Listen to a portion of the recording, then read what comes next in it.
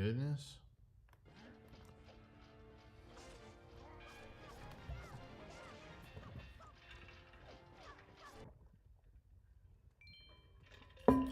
Wow.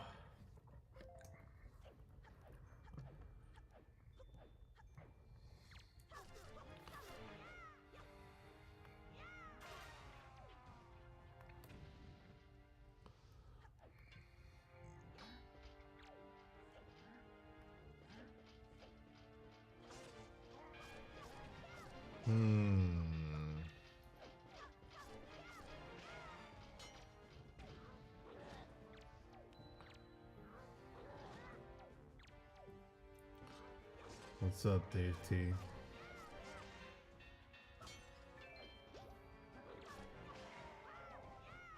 Give me a moment while I get my bearings here.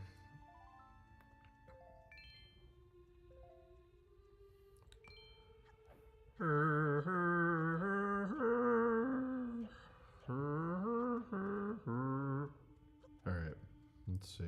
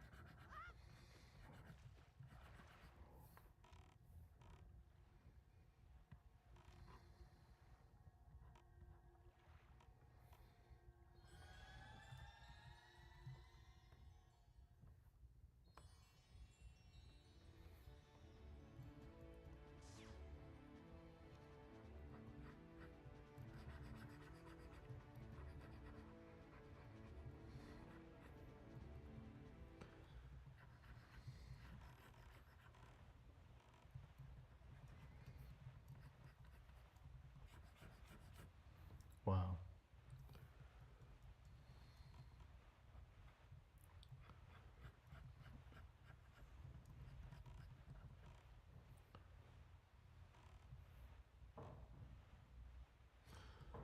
How's it going, Dan? Fun? Not having fun?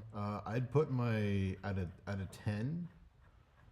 Out of 10, I'd put my fun this week at about a 2.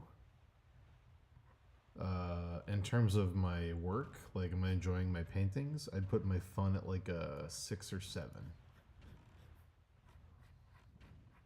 So yeah, so it's a mixed bag this week. It's a mixed bag. Things are a little wacky at the moment.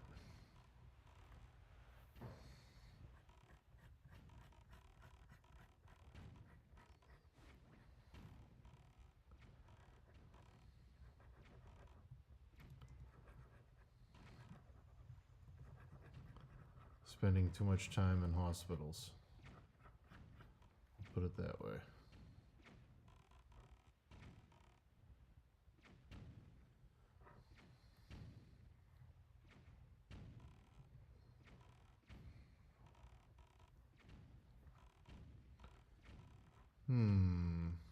Don't like that.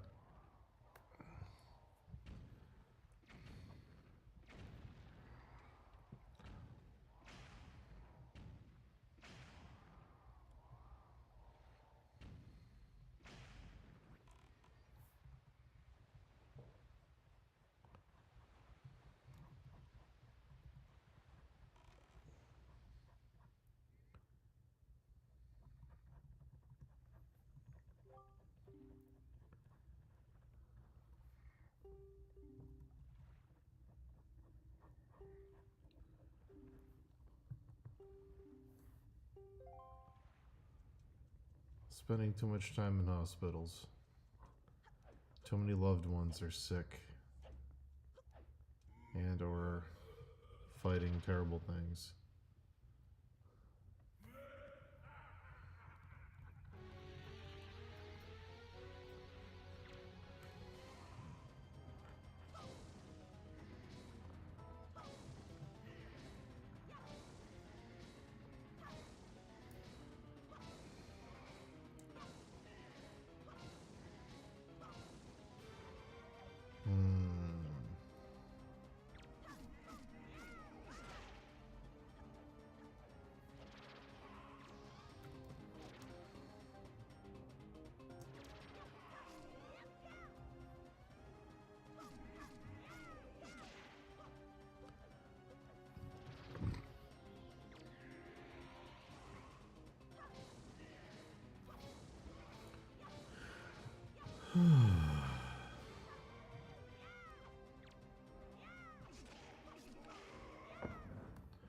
The only good news is that it's almost summer, which means I can have friends over for massive barbecues.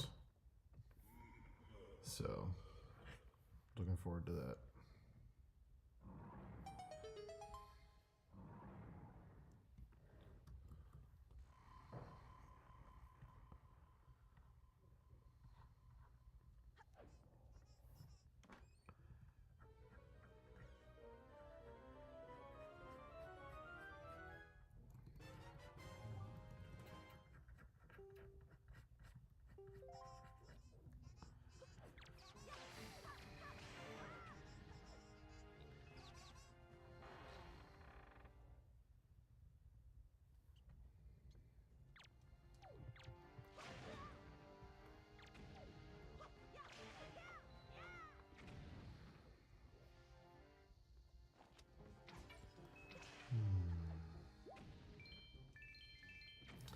I'm good on that front, Dave T, but I appreciate it.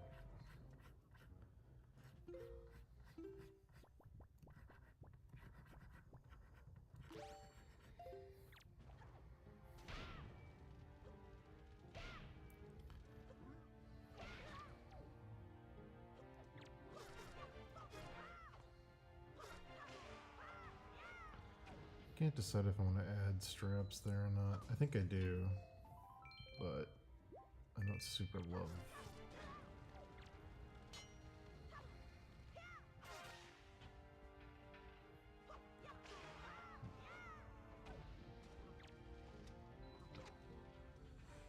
You know what it might be, actually.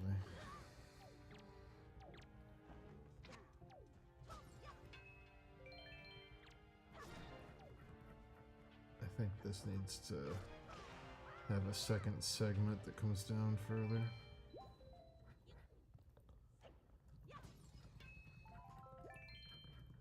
Yeah, it feels better.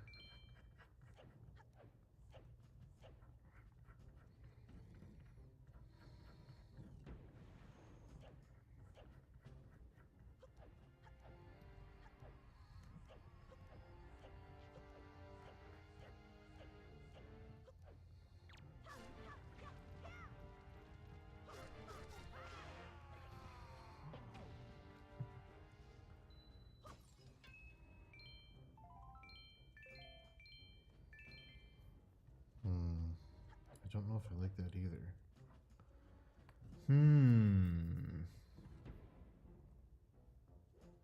Goodness. What a predicament.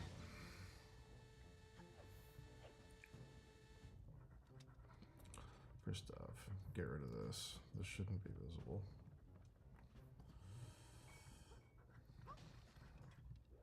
Get rid of this.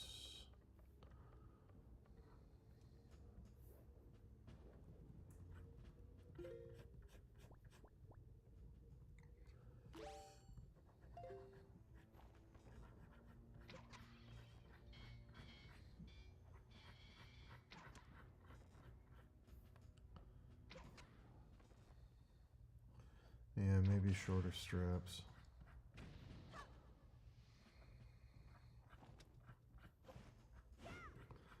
My solution for this guy was to get rid of all the white on his face, and that seemed to fix it. It looks more like the sprite now that it's got a red beard instead of a white beard. It was this, which I do like this. Like, I don't hate it, but it didn't look enough like the sprite. So we're going with this now. So, yeah. Going with that now.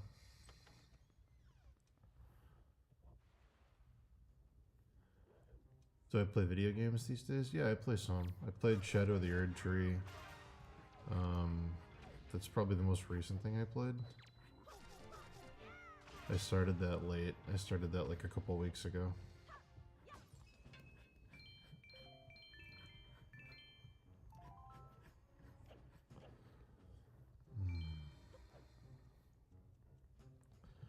Yeah, the reds work and it feels more like the sprite now.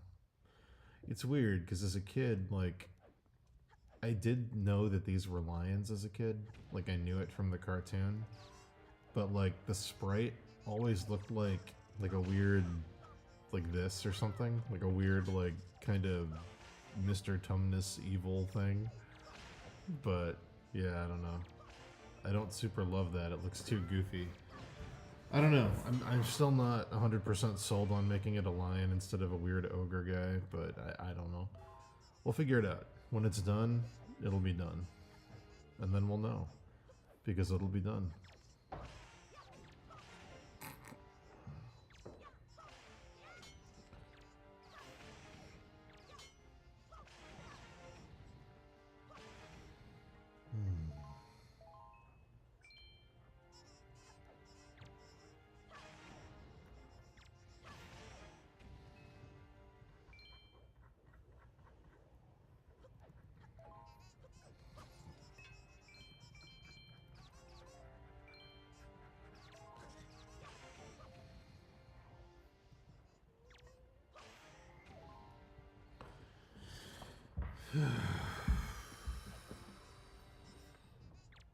Would it be an RPG or a hack and slash? It would be a dungeon planner with romance options. It would be a dungeon builder with romance options and RPG elements.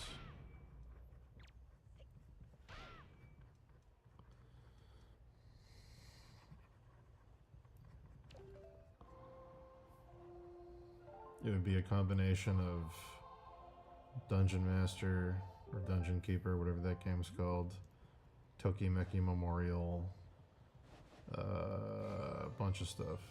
Animal Crossing. Would be a lot of that.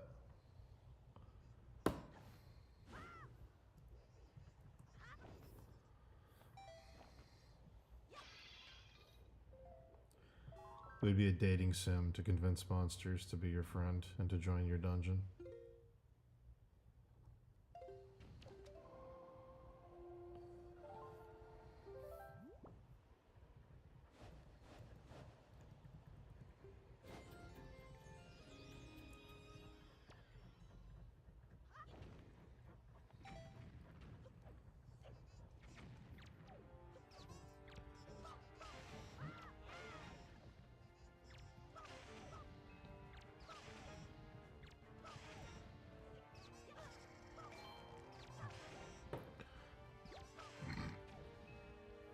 True.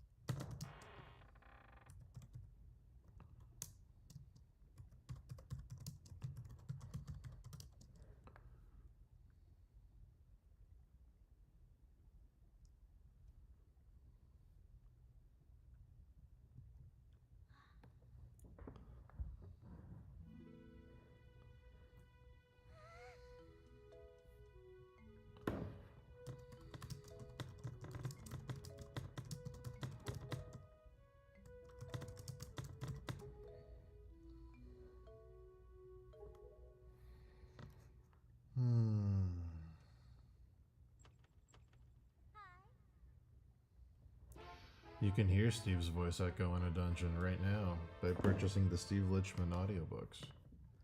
Wow.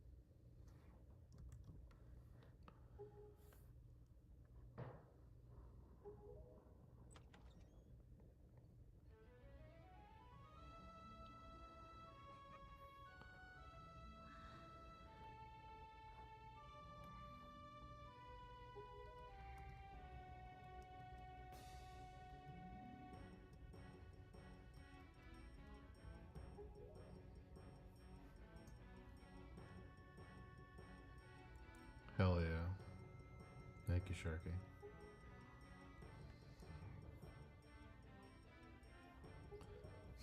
Very good, Sharky. Very good marketing ploy. I appreciate it.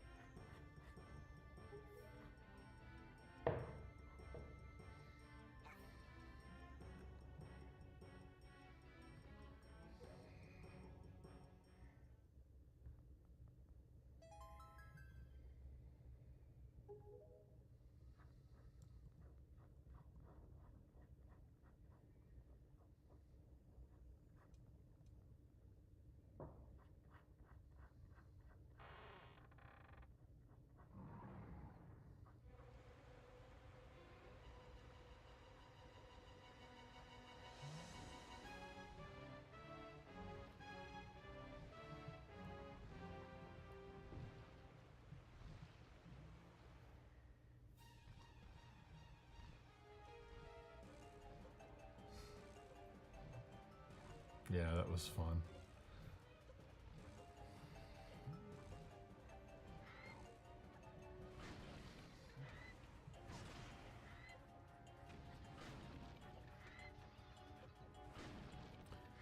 Let's do some embossed leather here.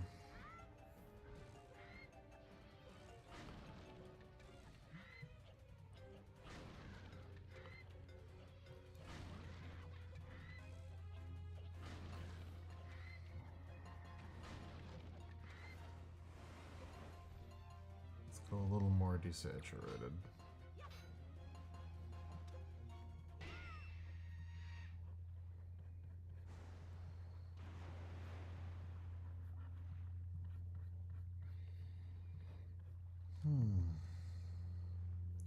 His name was Shane.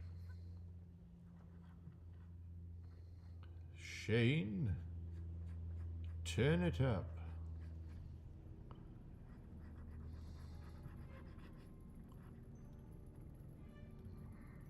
Shout out to Shane. Hope you're enjoying Myrtle Beach. Yeah, dude, I want to hear about that job. You teased me yesterday. You teased me so much before I sidetracked you. I can't wait to hear about it.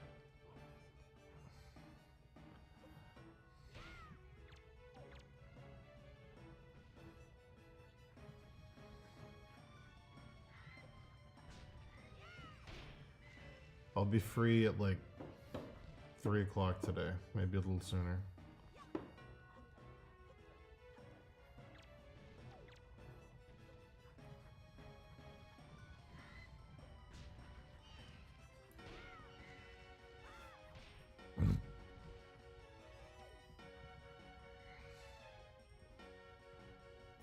A dream commission, huh?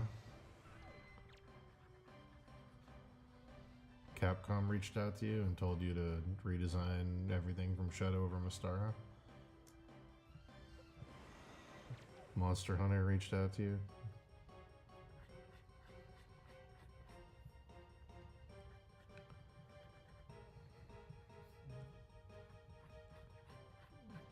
Delicious in Dungeon reached out to you?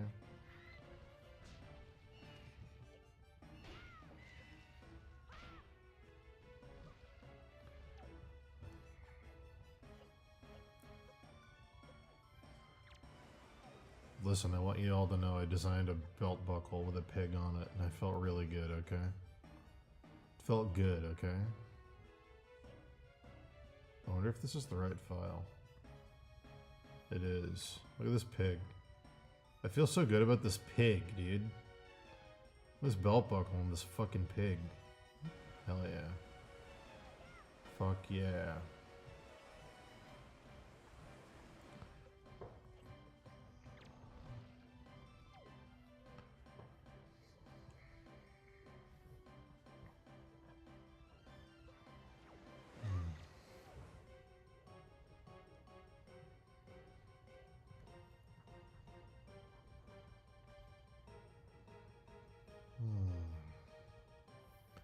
My favorite one so far is this one. Excited to finish this one. Finding ways to put the like dungeon entrances, like the doorways, into the helmet and the belly is satisfying me like a lot. And like this fish head is like a pauldron. I'm enjoying this one a lot. This one I enjoy quite a bit. This one I'm still fighting. We'll get there. I'll enjoy it eventually.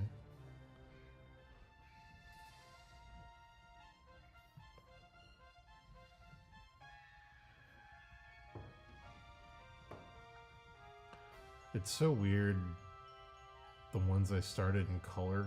I don't like understand why some of them I did in color and some I did in black and white. I really don't like painting in color. It's really frustrating for me, but some of these were started in color, so I just have to kind of go with it.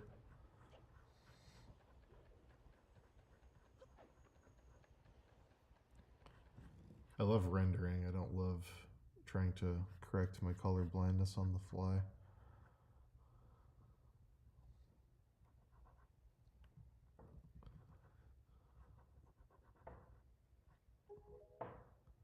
Oh my god, it's Granin.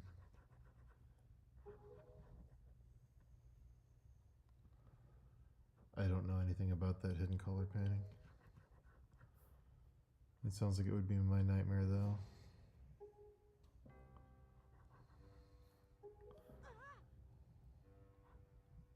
I'd be down to talk to you about it though.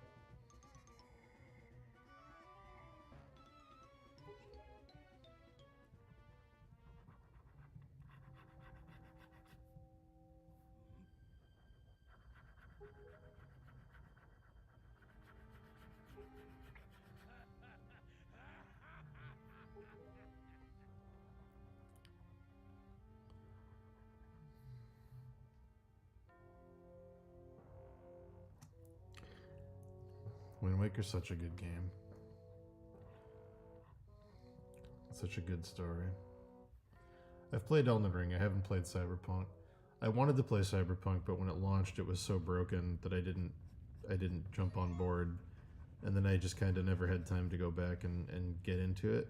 I know it's fixed now. I'd like to try it someday, but yeah, we'll see.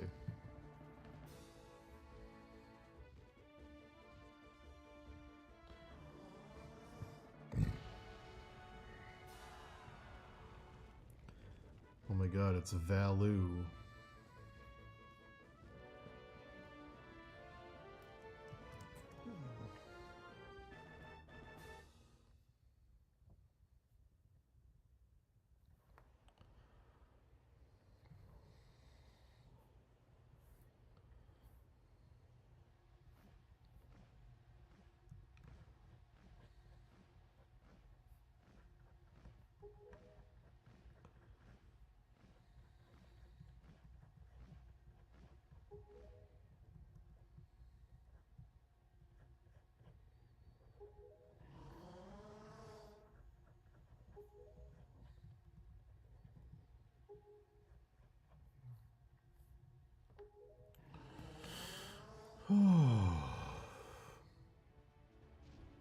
I have played Elden Ring, Dan.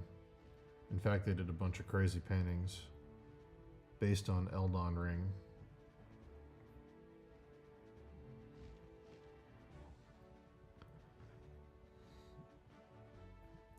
Shadow of the Erd Tree was dope. I finally jumped into it. Lots of really cool stuff in there. It felt like a concentrated Elden Ring. It felt like all the cool stuff in Elden Ring with none of the filler, and it was just like boiled down, like, I don't know what you'd call it, like per square foot there was more cool stuff to find everywhere. Smaller map with way more stuff in it. I love some of the designs. The Saint Trina underground, like the mushroom lady. Oh my god, such a good design. The fucking Lord of Chaos or Madness or whatever with the giant solar flare head. So fucking cool. Yeah, man, I'd be down. I haven't finished the DLC either. I got about halfway through it and then I had to start working again. If you want to jump on and use, like co-op codes, I'd be happy to run through it with you. I haven't fought Mesmer yet. I haven't done any of that.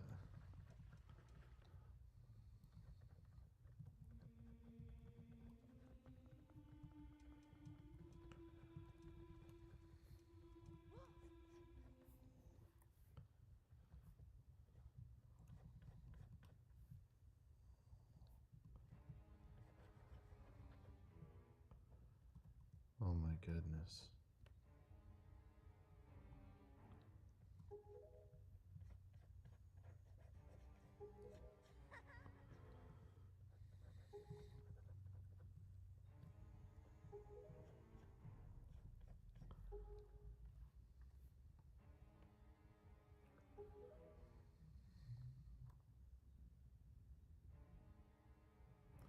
I do want to play Monster Hunter. There's a few dragons in the Shadow of the Erd Tree that I haven't been able to beat. Some of them are real tough.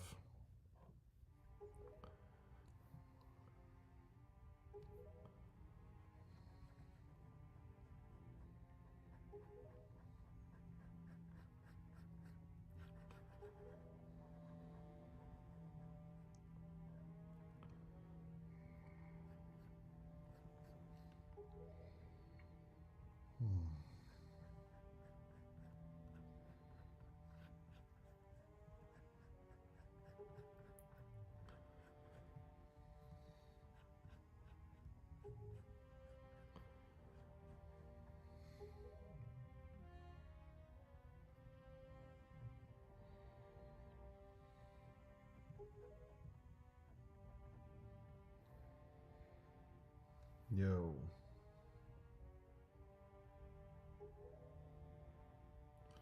Yeah, I need to play. I need like a week off where I can just mainline Monster Hunter into my soul. That might be my like Memorial Day weekend game, even though I'm having a huge party here. That might be like my after party, eating leftovers on the couch. You know, that might be my Monster Hunter time. Even though that's like a month and a half away. Maybe something sooner. I don't know. I don't know if I can fit it in. Yeah, I know you'll help me, which is good. That'll make it more fun.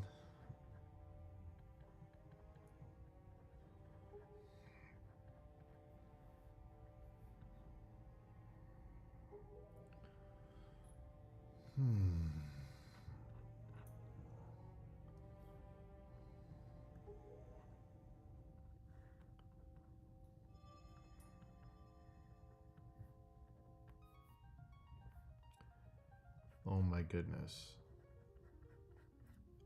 It's the Super Nintendo intro.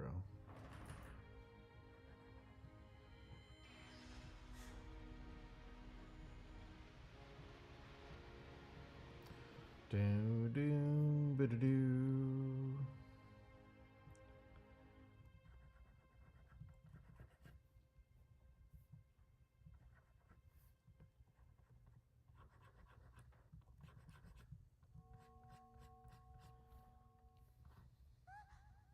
Later, Dan.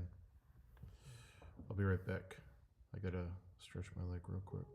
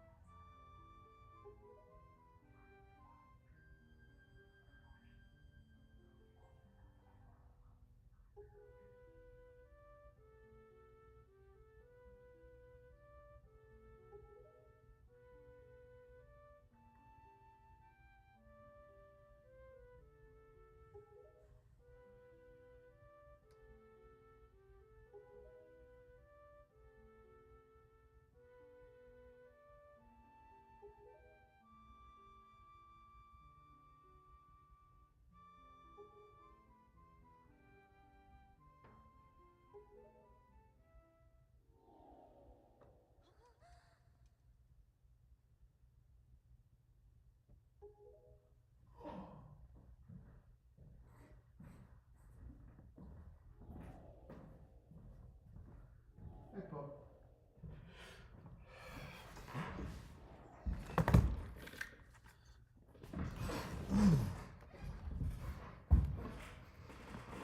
Dan, what's my go-to?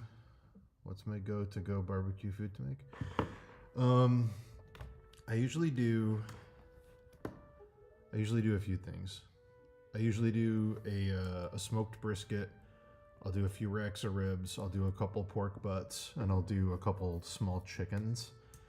Then I'll pull the chicken and the pork butt, and then I'll serve the ribs whole, and I'll slice the brisket. And then I like to make a smoked queso that has the drippings from some of the meat. I'll throw that in there. That's easy to do. Smoked queso is really good. And then I like smoked street corn dip. If I got the smoker going, I'll throw that in too. But yeah, those are good. The other thing I like to do is smoked pineapple. Like I'll cut a pineapple into slices and do like a brown sugar barbecue rub mixture on top. Smoke them for about an hour. Those are very, very, very good. That's kind of a Brazilian steakhouse thing that I stole. But yeah, those are great. His eyes feel too small. I think I can make his eyes bigger, but we'll come back to that. But yeah, those are usually my go-tos. For sides, I have a really good macaroni and cheese recipe that I've developed over many years. I make my baked macaroni and cheese.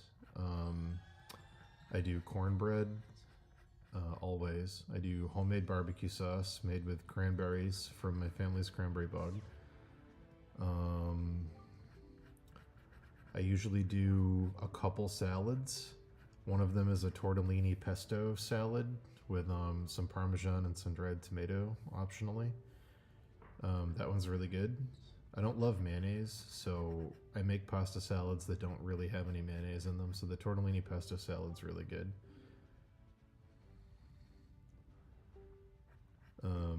I do a caprese salad usually with buffalo mozzarella. Those are really good. I have a stone fruit salad I make when it's in season with sliced peaches and plums and burrata cheese and then mint and basil with some balsamic reduction. That's a really good one. I love the stone fruit salad. You just got to get really good stone fruit.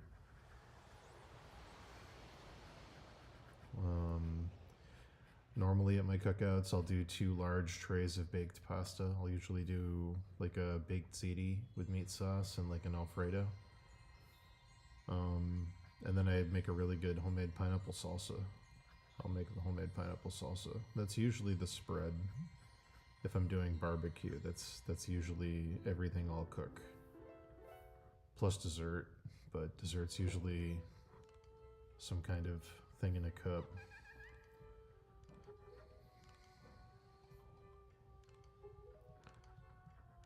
I usually do like personal dirt salads, dirt cakes, or I'll do like little strawberry shortcake cups or something.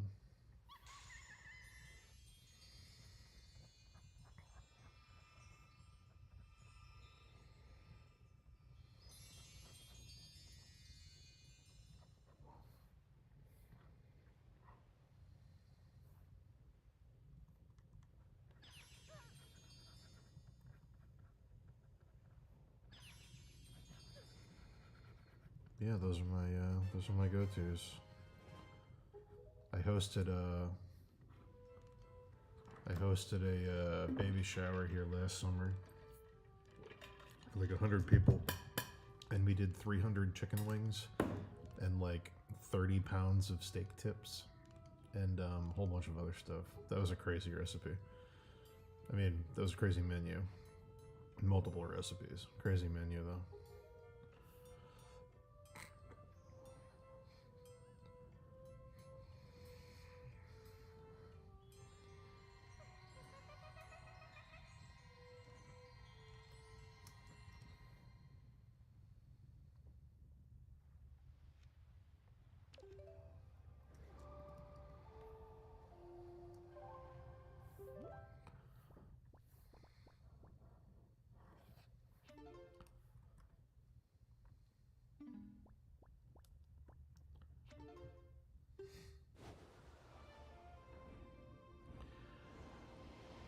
I built a big house and I live alone here, but I'm right on the water, so I kind of designed this house for entertaining and having parties.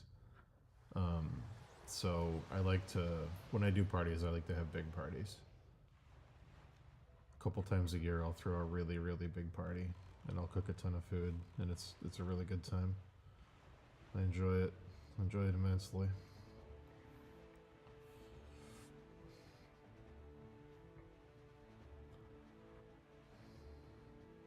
I am gonna try smoking some pork belly this year, which I haven't done before. I don't know if I want to do a whole pork belly or if I want to do burn ends. I don't know, but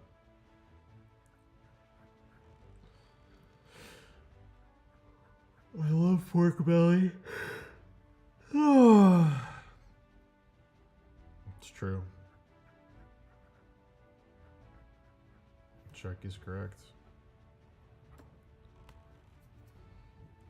Ugh.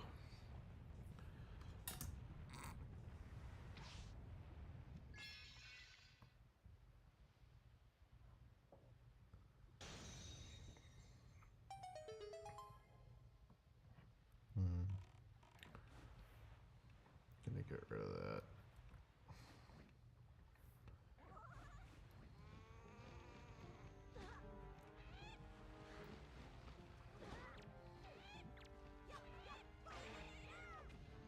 Diddlin.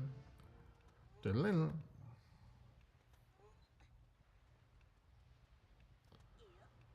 Ew.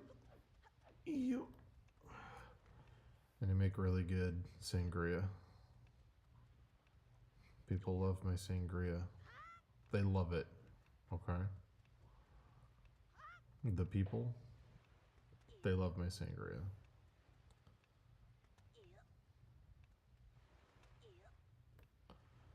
I don't love where that sword's falling, but that's okay. We can change that later quite easily.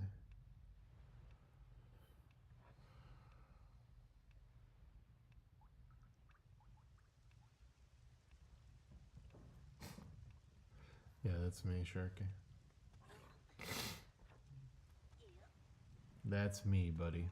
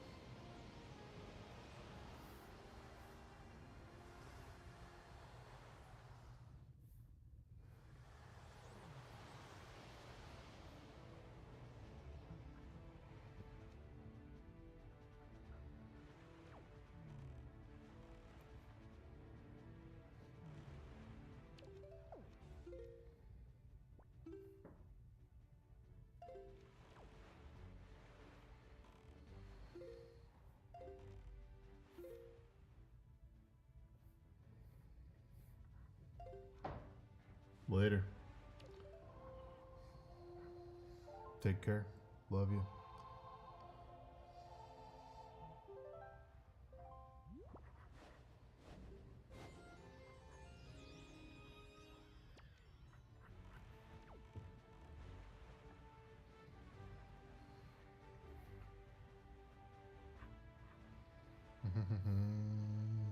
Bum, bada, bum. Bum, bum, bum. Be right back.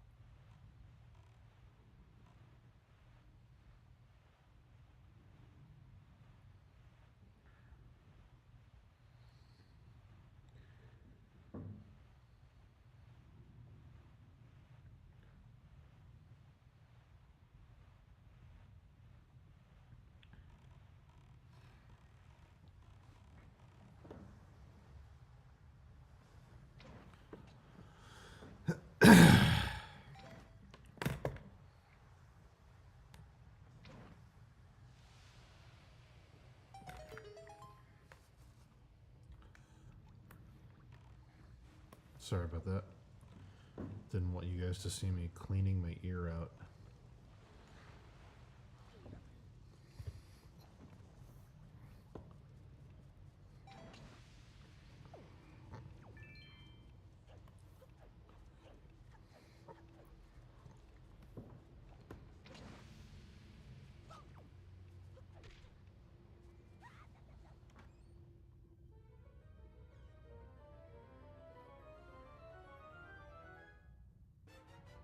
It's true.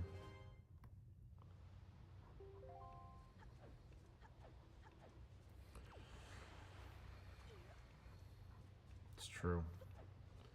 It's very, very true.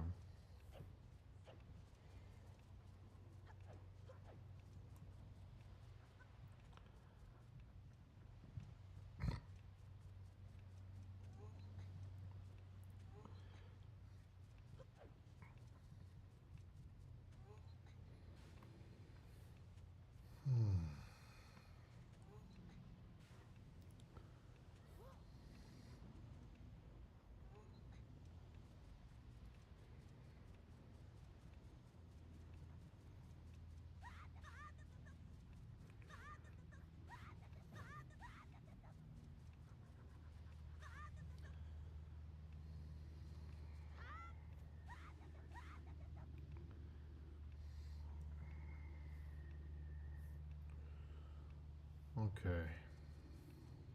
All right. I want to make these eyes bigger. I do. I want to make them bigger.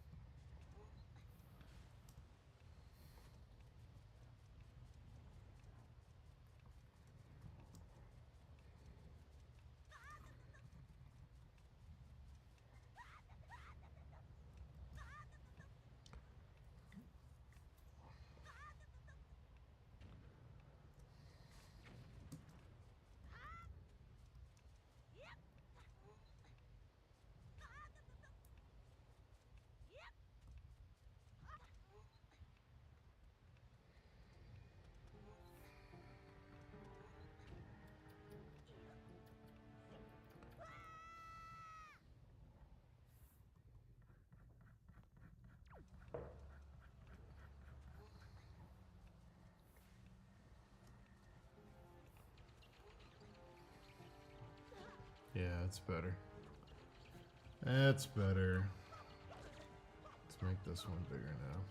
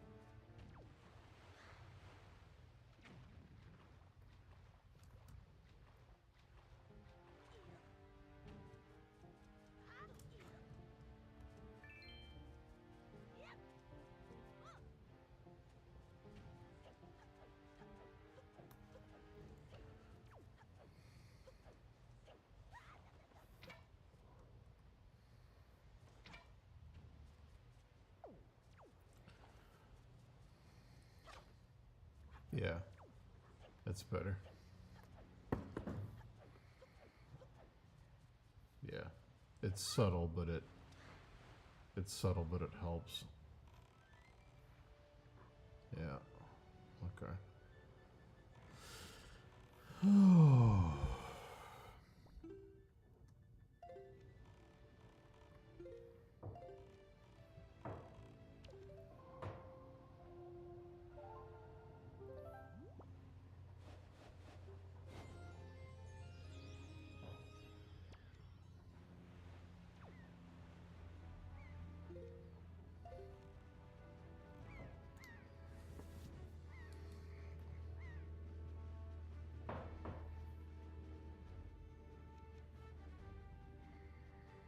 That's good. That's good. I'm always nervous about dropping green into a red painting. I'm glad it's working.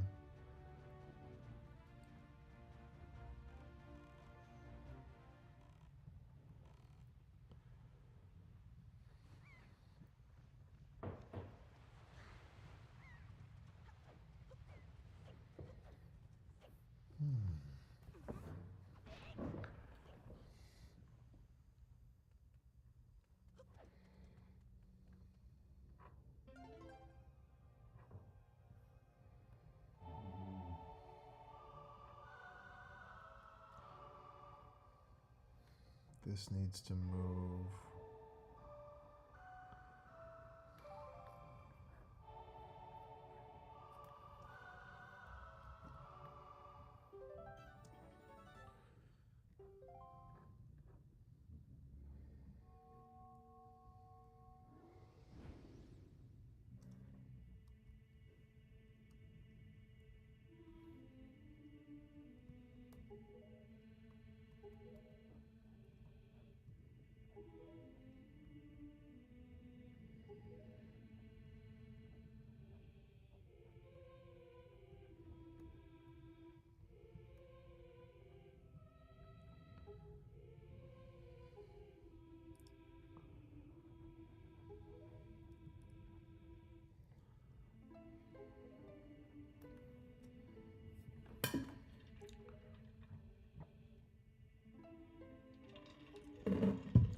You can say it anyway, Sharky. Or you can DM it to me if you're nervous.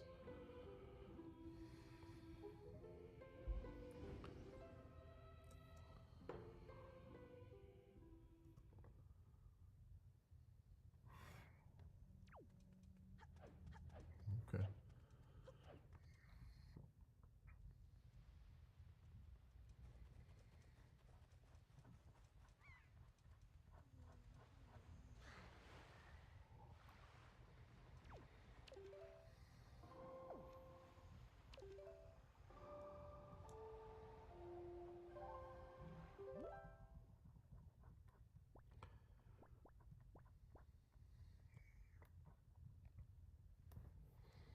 I just realized there is something I have to do today, but not for a couple hours.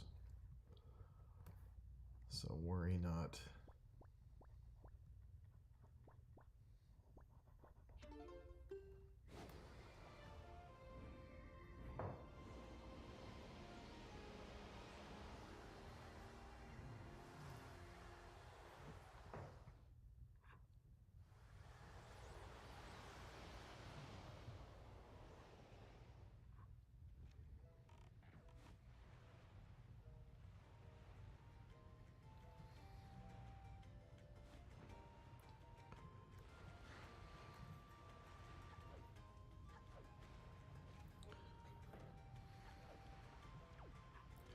I think these are screaming for an overlay, but let's see.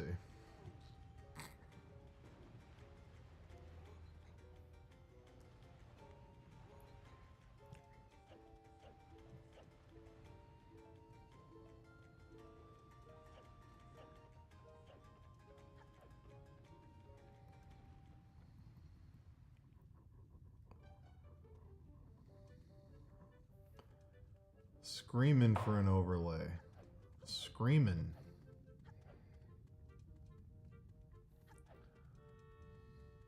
Yeah. Yeah. That's right. Yeah.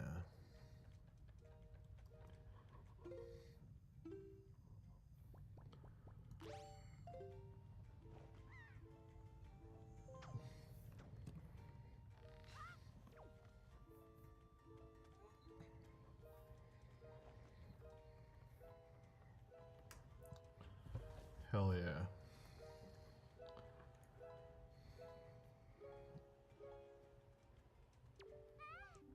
Eh?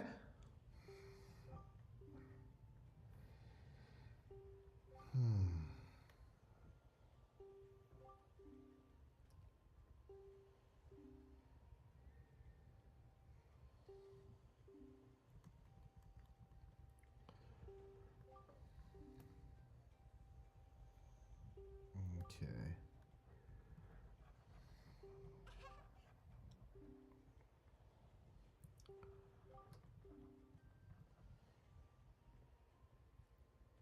Do do do do do do.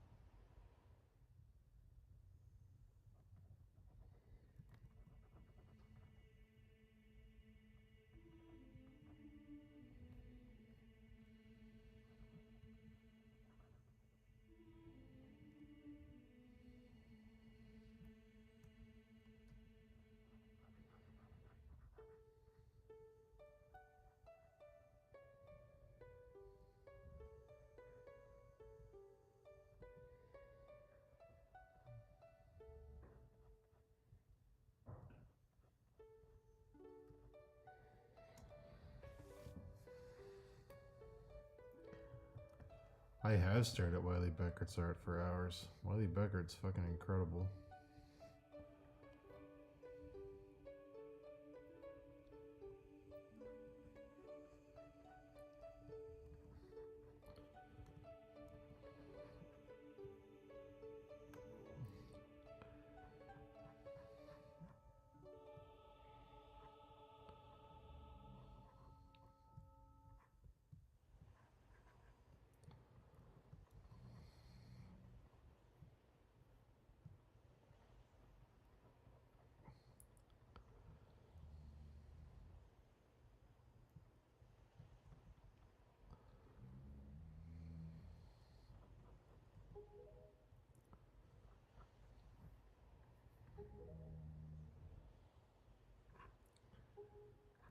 Yes, this is starting to feel correct.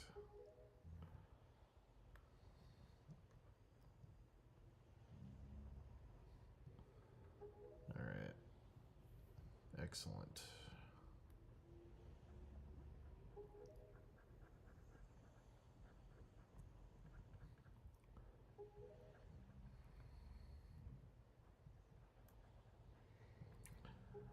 Wiley's one of my favorite people for rendering smoke.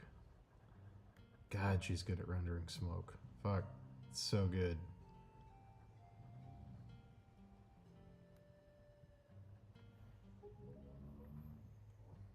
Hey, gross girl.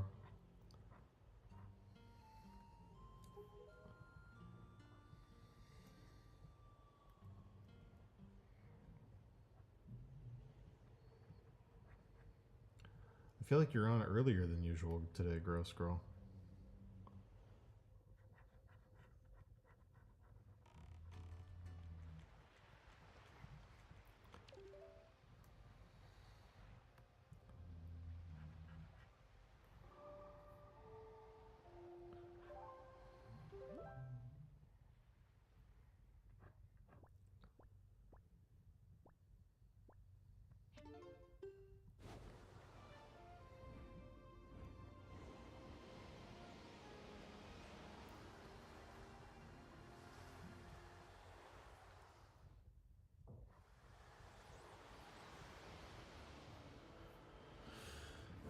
So one other thing about this sprite that I don't know if I'm gonna lean into. I did think it when I was a kid, so I might have to stay true to the spirit of this series. This isn't a horse tail. This is very clearly like a dragon tail. So like, I might add some reptile elements and make it more of a manticore type thing, like a Chinese dragon with like a lion head, because as a kid, the white on the bottom here and the way that the body's shaped with the tail very much read like crocodile to me, or dragon to me. It didn't read as horse or lion. So I might bring in some serpent elements. I'll probably also add claws to this guy if I do that. I'm gonna rough that in real quick. I just want to see.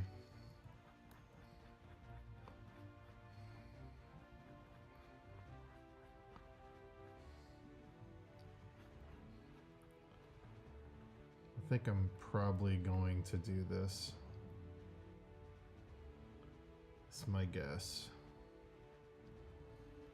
But, because then I could have hair.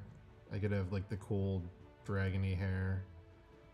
Like a Japanese dragon going down the tail. It would kind of mimic the mane. I could do that. Yeah, I think I'm gonna. Yeah, I think I'm gonna make him have some serpent elements. Because as a kid, it just read as like, I don't know, it just read as like borderline crocodile.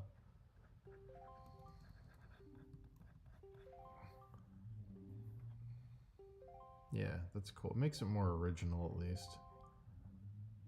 And then I guess the last question would be, do I want to keep hooves? If I'm gonna do that, I could get away with claws, so maybe I'll do claws.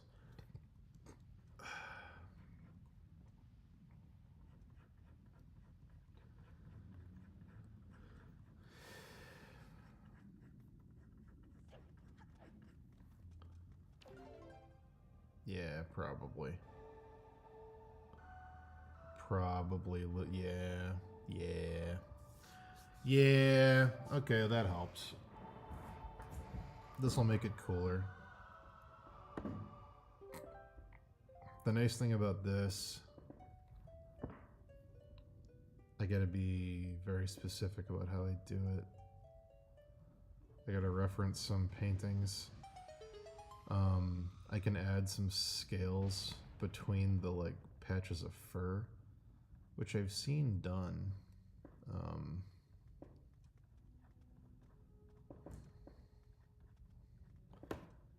Yeah, add some little pearlescent bits here and there. Well, this is cool. This will make it more unique.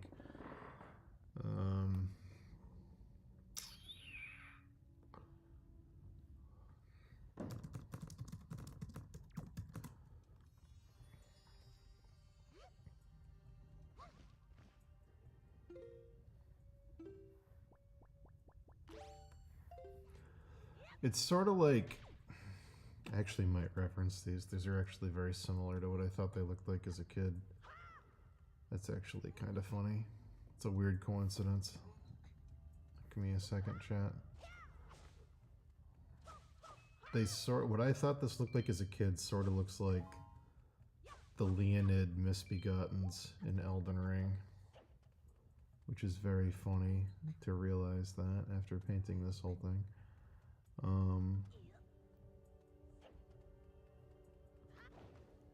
Not entirely, but there's definitely some of that.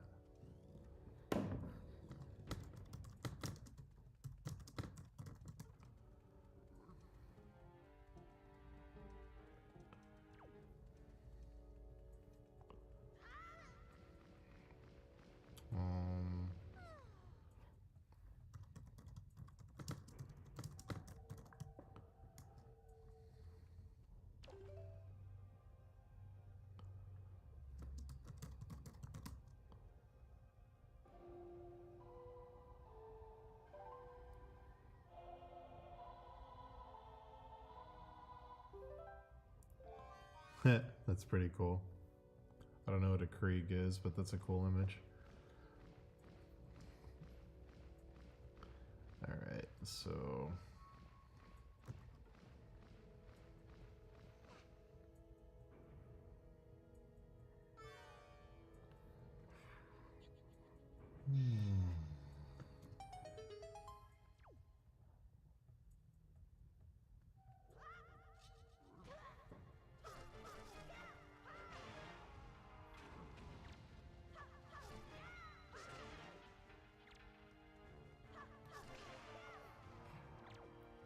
Ah, sprite sound effect.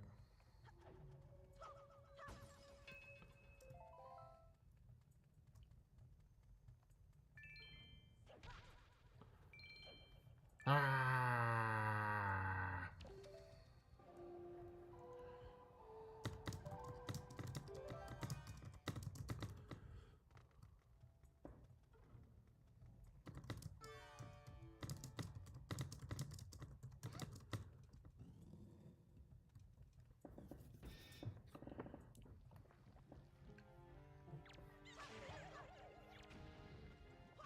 Hey, Graham Lindenberg, thank you.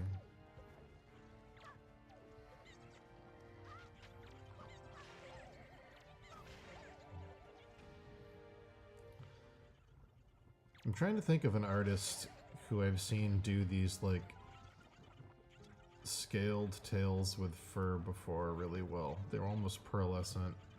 It might have been Ruwan Jia. I'm gonna have to look it up later and see if I can find it.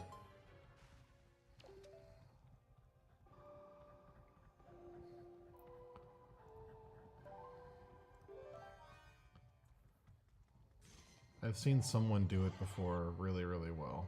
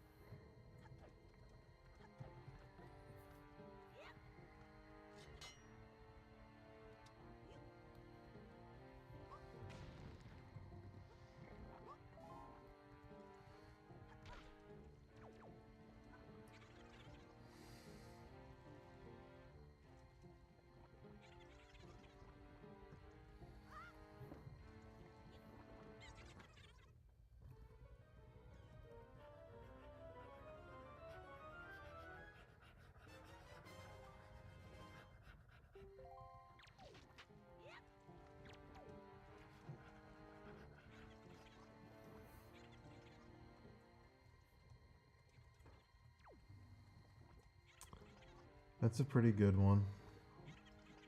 Yeah, it's pretty good. I want them to almost look like, fuck, I'm thinking of a specific painting and I'm never gonna find it. That's the problem. I want them to almost be like koi scales. Almost. Like, I want them to be like barely... I don't want them to be like very focal. I'll figure it out though.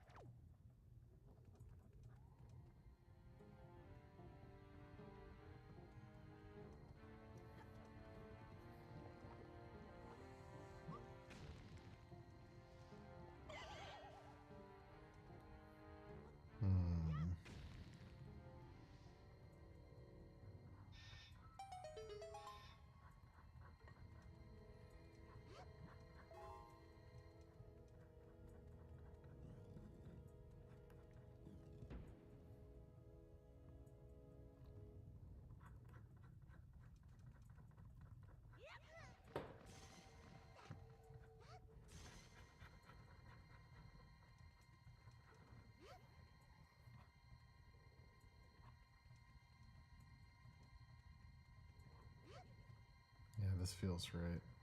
These are also the only enemies in the game that can shoot blade beams at you the way that you can shoot blade beams.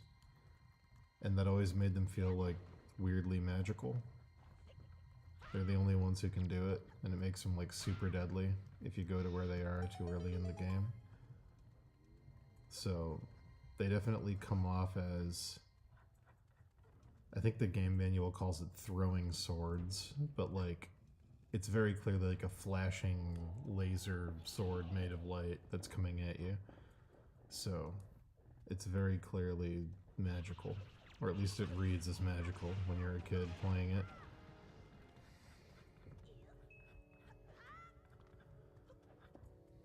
So I always thought they were more unique creatures.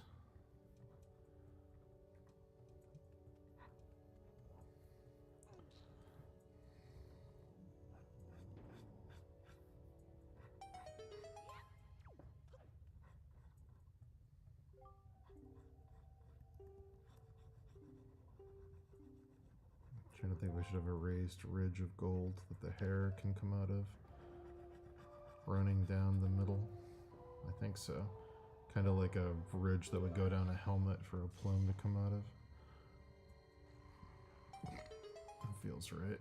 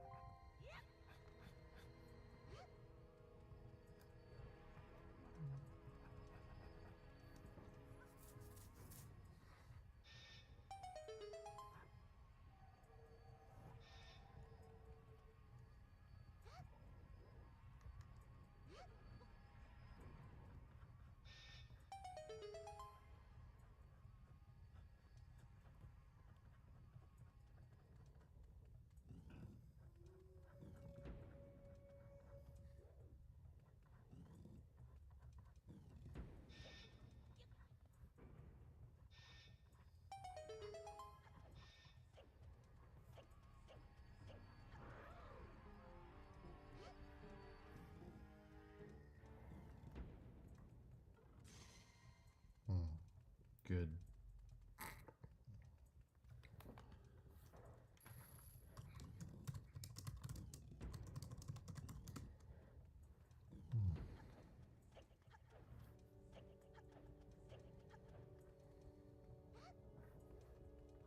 Oh, you know what?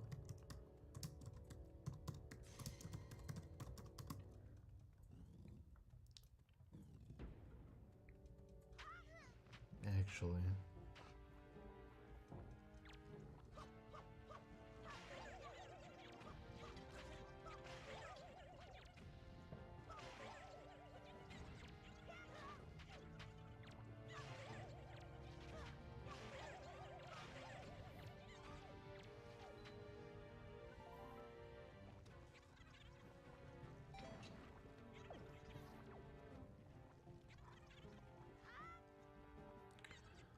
this almost has a borderline Smog from the animated Rankin Bass Hobbit movie feel, where it's like part mammal, part dragon.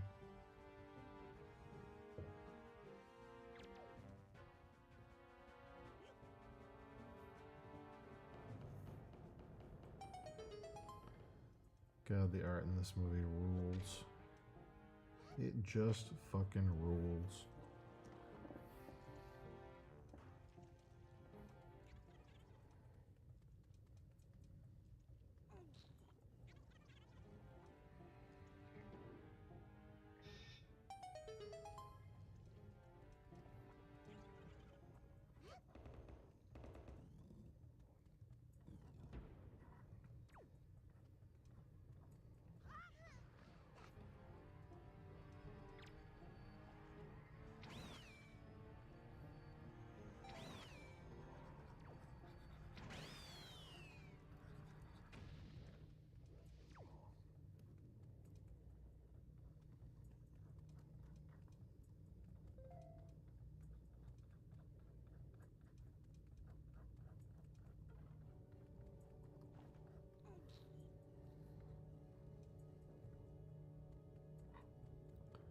That's too much.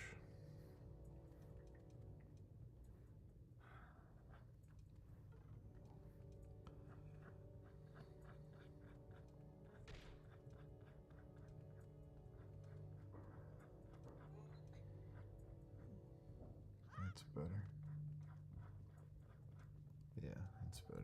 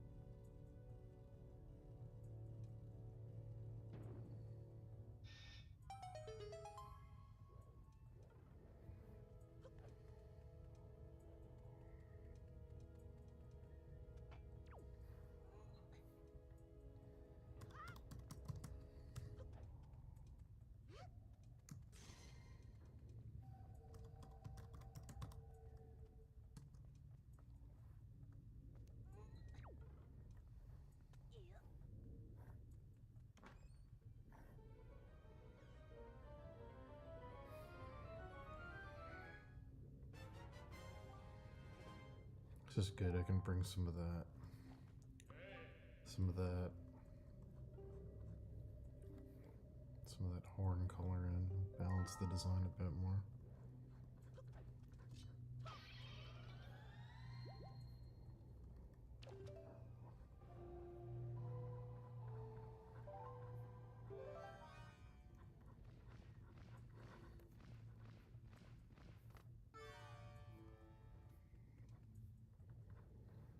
I can't hear that sound effect without thinking of Mario 64's Lava Land.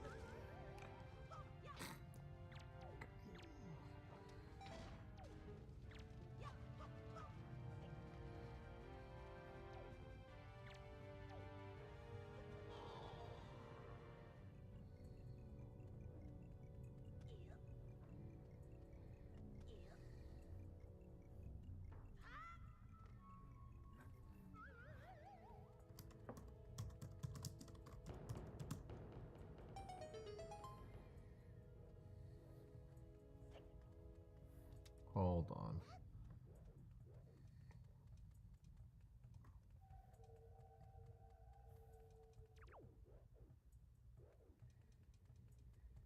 Hold on.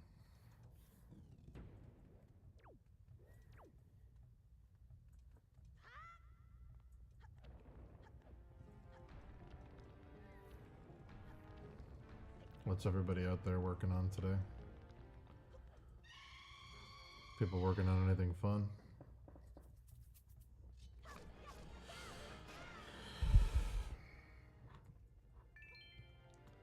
I'm actually curious if I can get away with doing something. Jesus.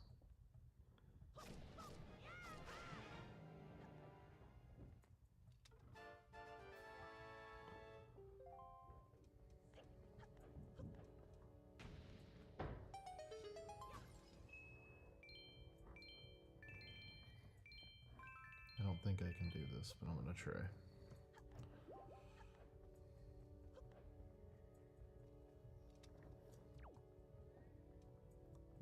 Maybe I can, but I doubt it.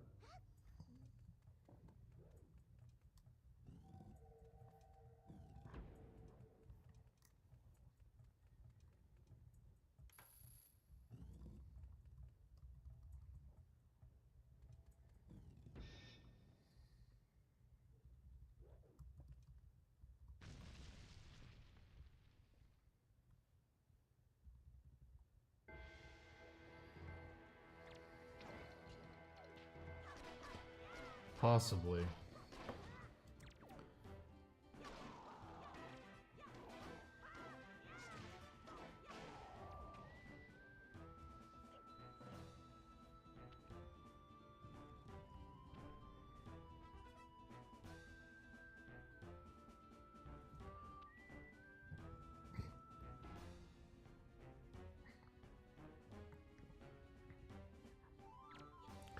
I might do that to make the eyes even bigger.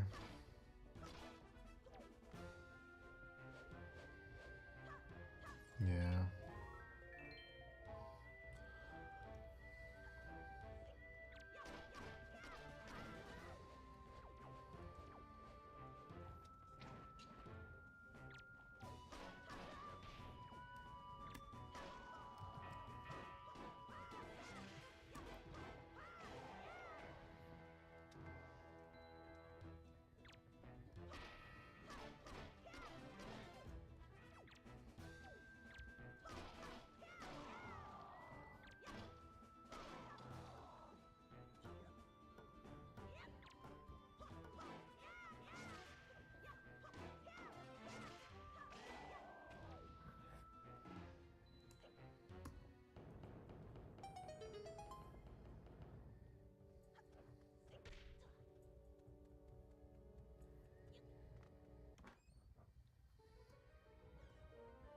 god, is it the mirror shield?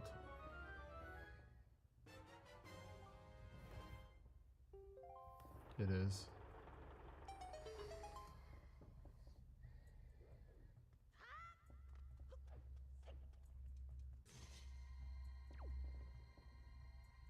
I'm gonna delete that. I might select the whole helmet and the eyes and make the whole thing bigger with the horns. Try that real quick. See if that achieves what I'm going for.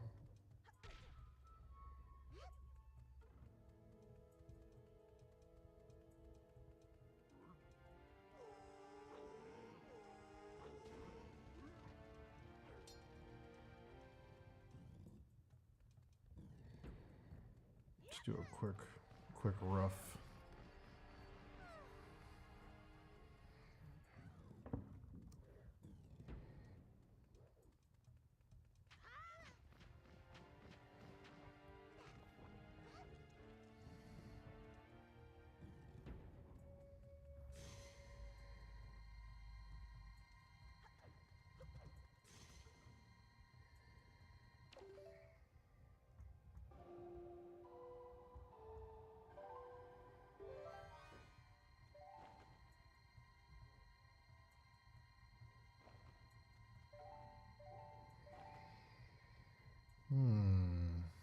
Not bad.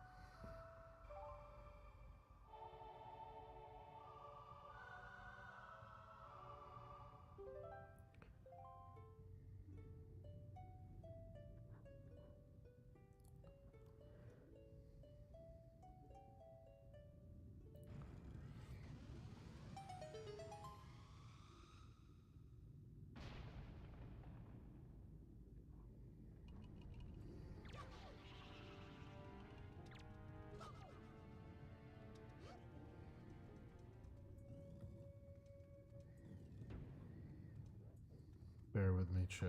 This is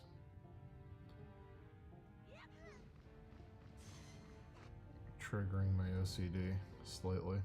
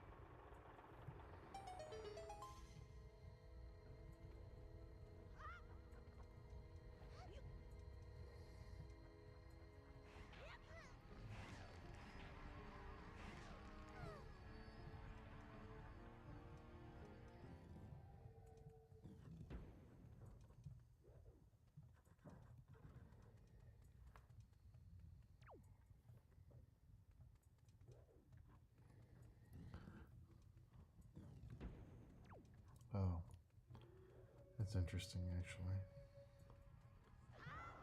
That I missed that completely till right now.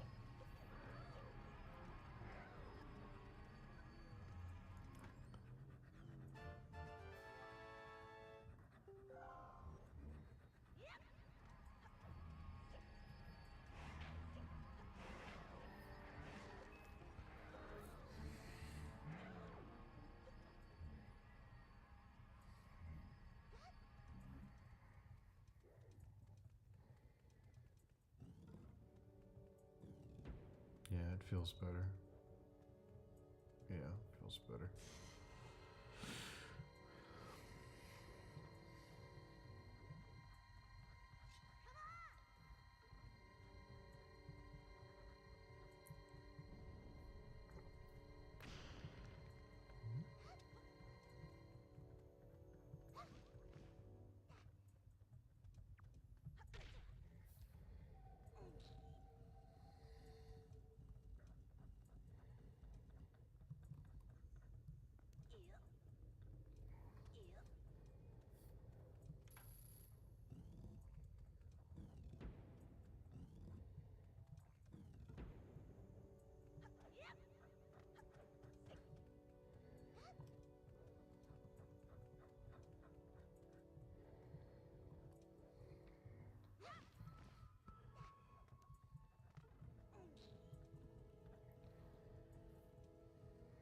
Okay.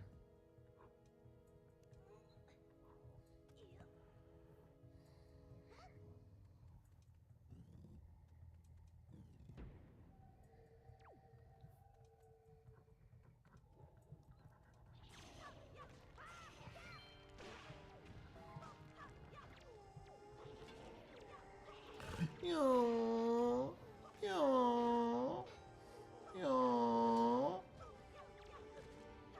I hate it.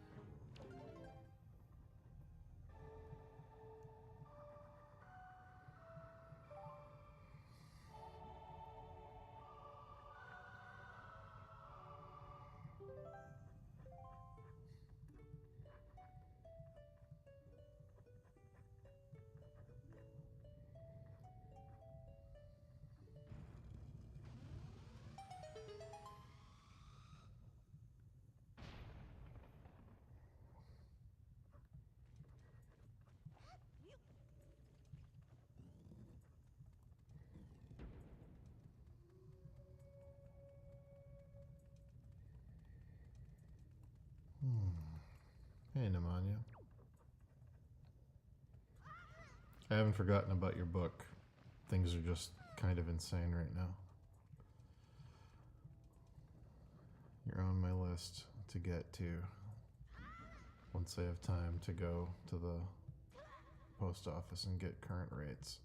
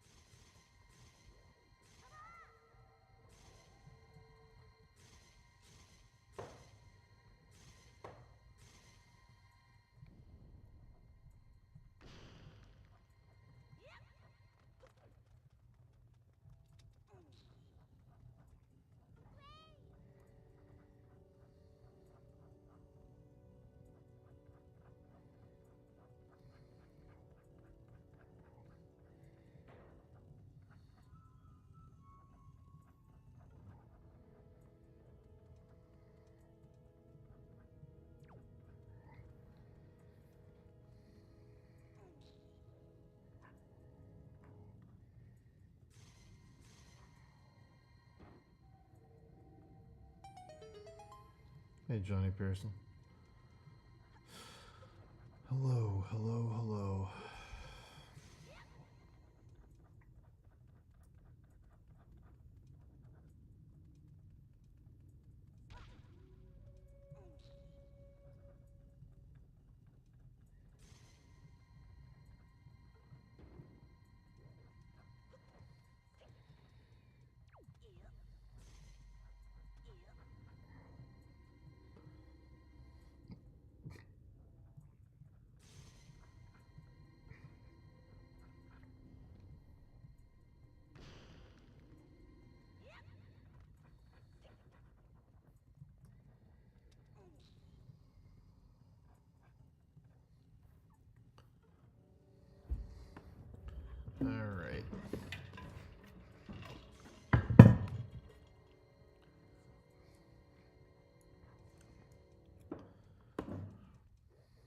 Did I see that?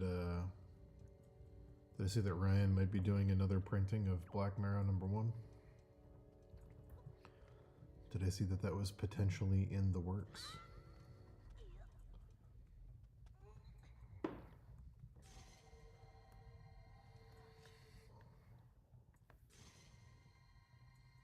Okay, cool. Dope. Alright, let's get back to the fun stuff. Yeah.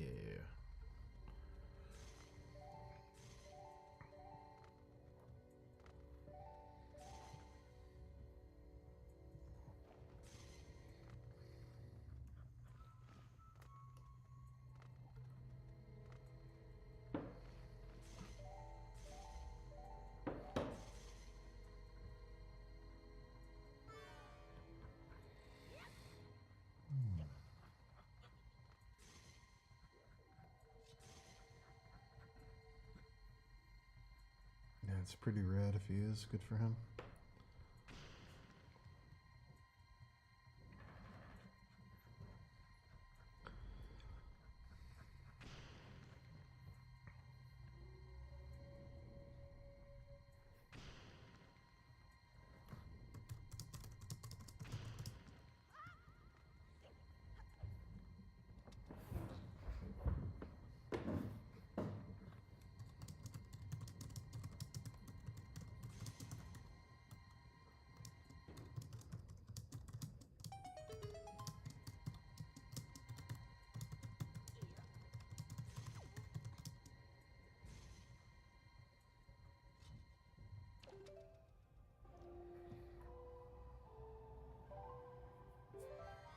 Oh, hey, Chase.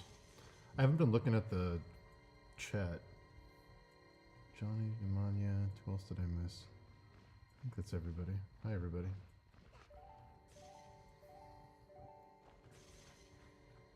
The way I have my window set up in Photoshop, it covers up some people's names.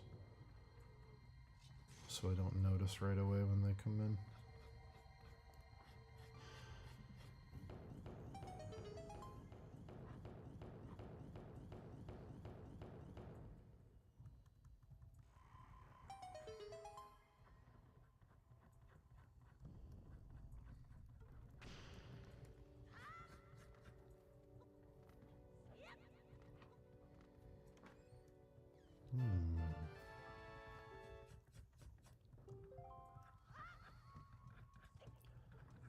Ah, yes.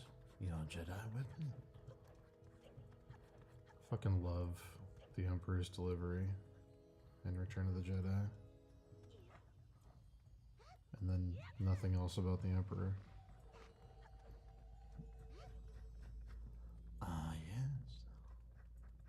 Strike me down. Destiny. So fun. They had so much fun with that movie.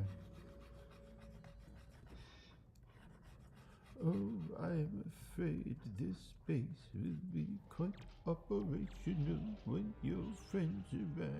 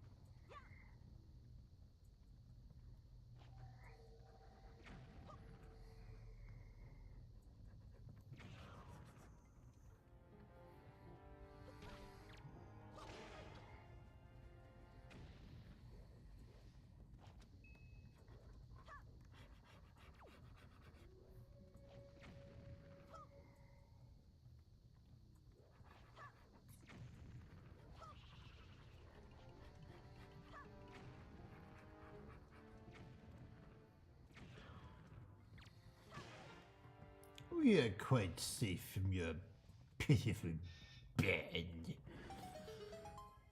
Pitiful band. So fun. I'll be right back.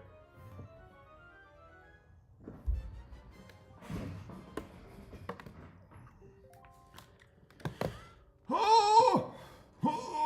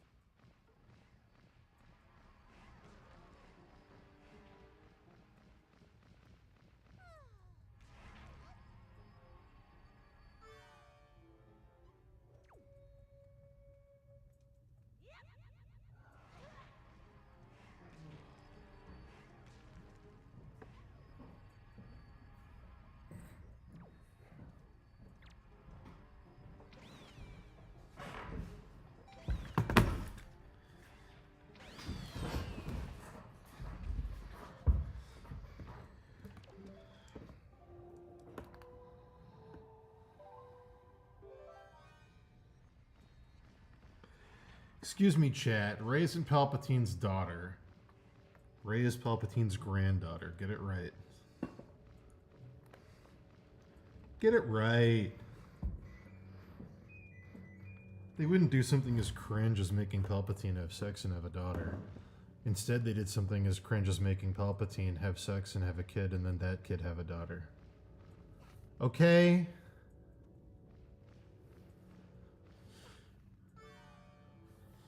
Come on.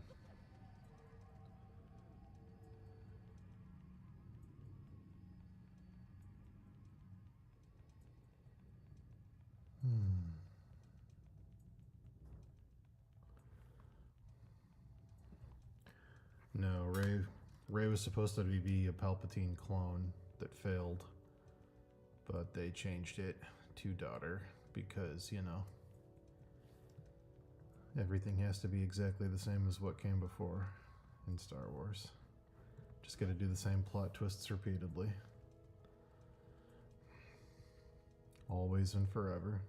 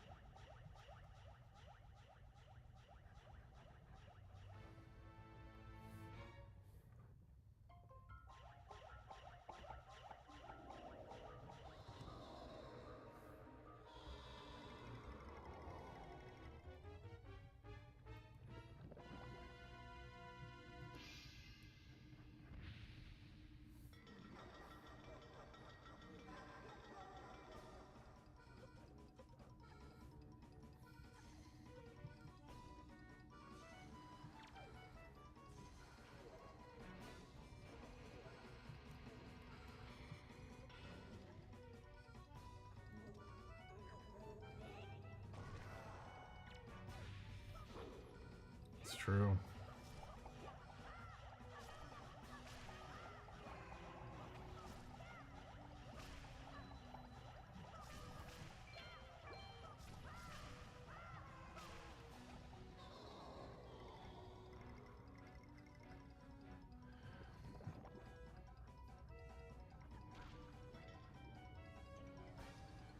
Remember when Max von Sydow shows up at the beginning of Force Awakens? Like he's gonna be some kind of important mystery character, then he dies immediately, and we never get an answer to who the fuck he was. I knew your family before you were called Kylo Ren. Old fool. Look how weak you've become. Really cool. Cool stuff.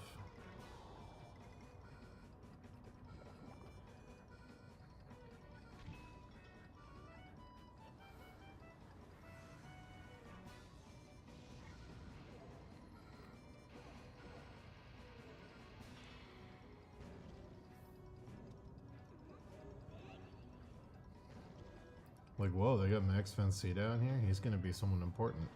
He's like a big time actor. Dead immediately. Oh. Whoops.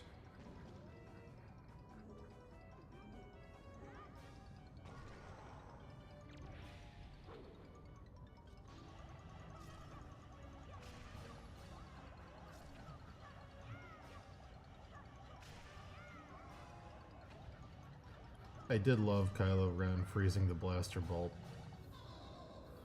in midair. I thought that was awesome. It's great. When Poe gets dragged past it and he looks at it like, the fuck? It was great. Oh, what a shame. What a shame.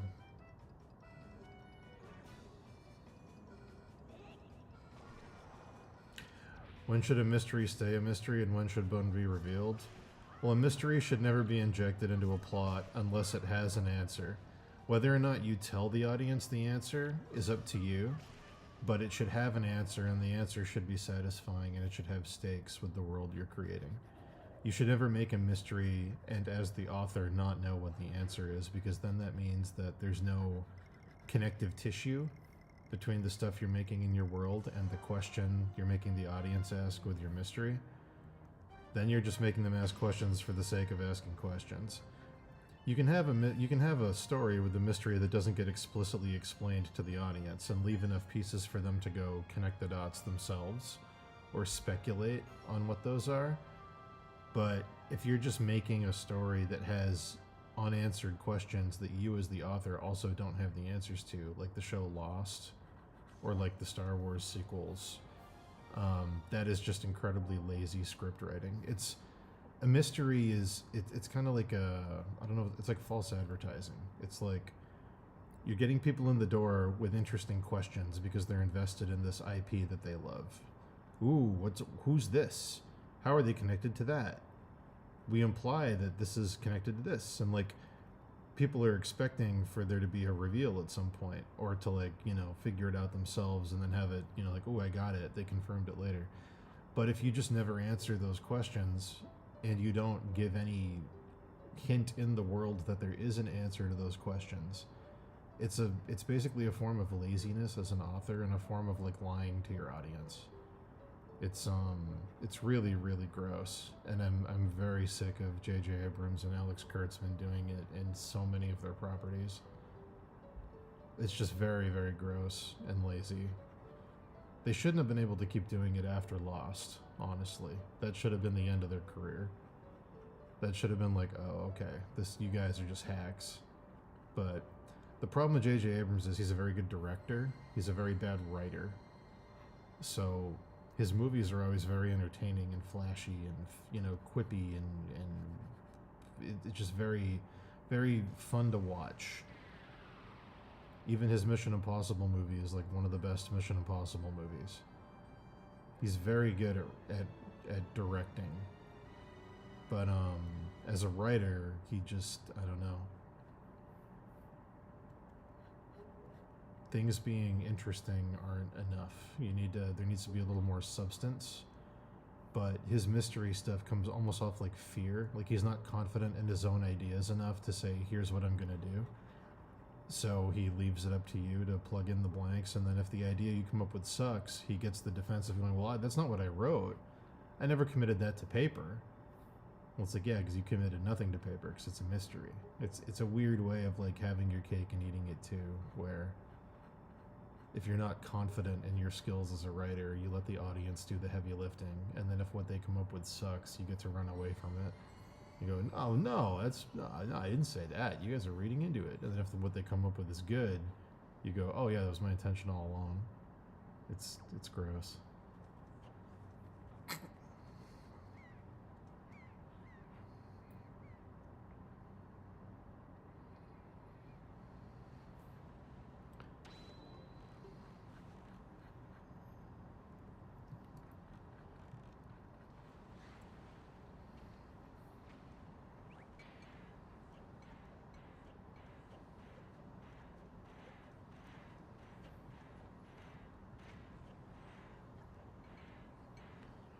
In the background while I've been working offline, off stream, I should say. In the background, I've been rewatching the Netflix attempt at making an MCU. I rewatched Daredevil 1 and 2, and then The Defenders. And boy, if it wasn't for that Iron Fist show, I think they really had something. It's insane how fast the quality drops once Iron Fist walks into the screen. It's really, really insane. Like, Luke Cage is really good. Jessica Jones is good. A little one note, a little sarcastic quip. I'm a huge shot of alcohol. It's like, okay, I get it. We don't have to do it in every scene. Still good character though, some depth. But man, Iron Fist has like no redeeming qualities. Iron Fist is like fucking nuts. It's like a charisma vacuum. I punched a dragon in the heart. The hand took my parents away from me. In the ancient city of Kunlun, I punched a dragon in the heart. I really hope, I don't know, I can be part of your team. Family, something. Found family. I don't know. I have to summon my chi to punch Xiao Lao in the chest. Yeah, it's just fucking trash. It's nuts how bad it is.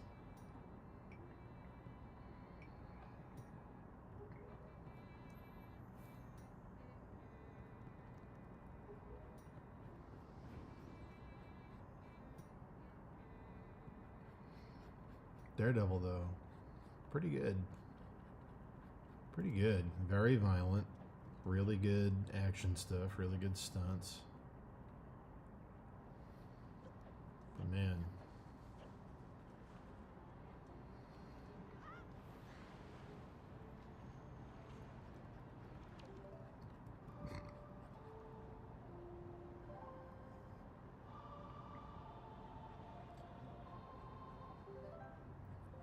I like that the plot they did for the Defenders was there's a dragon skeleton under New York City. And we gotta get the bones from the dragon skeleton so we can eat them and live forever. Amazing. Amazing that they had that idea and stuck with it. I think they are bringing back Bullseye in the new season of in Daredevil Born Again. I'm pretty sure Bullseye, he lives. So I think he's the next big bad.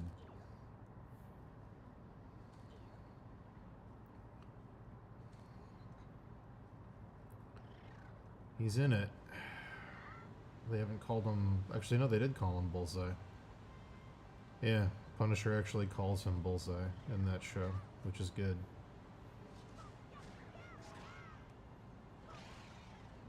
So what are you saying, Red? Foggy dies and Bullseye gets to live? Some system you got, Red. I'm not gonna say Daredevil because I'm too embarrassed. I'm gonna call you Red.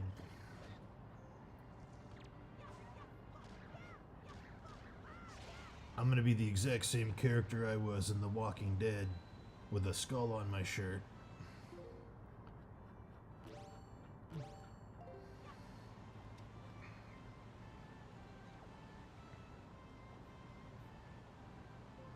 Red.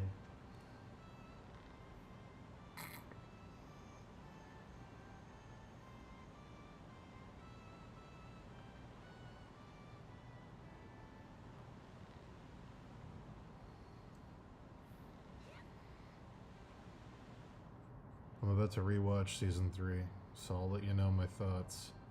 I remember not liking it. But it's been a while, so let me let you know.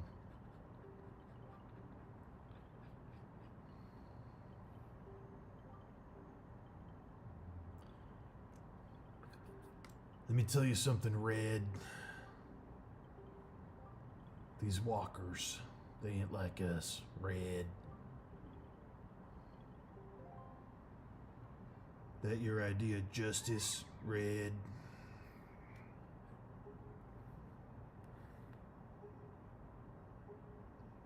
See, the question Marvel needs to answer is, if Daredevil season 1 and 2 and 3 are all canon,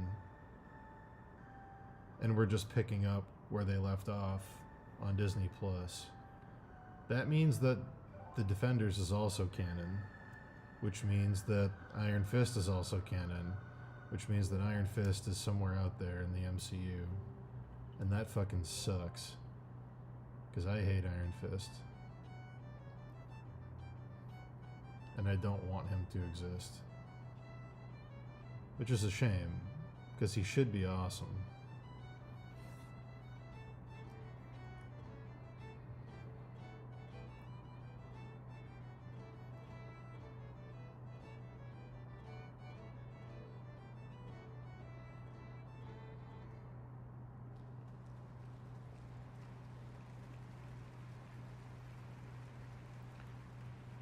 Alright, Nintendo, the applause feel a little condescending.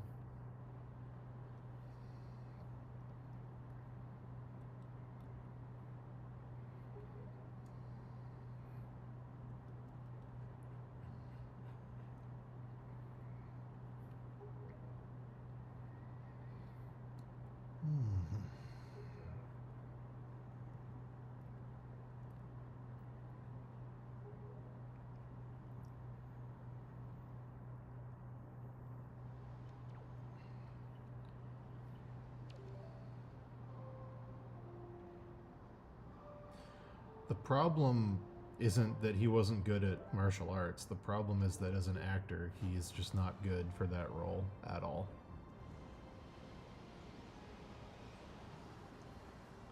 Because, I don't know, it's just not good. It feels like a joke. Him playing that role feels like a joke. It feels weirdly, like no matter what he does, it feels weirdly racist.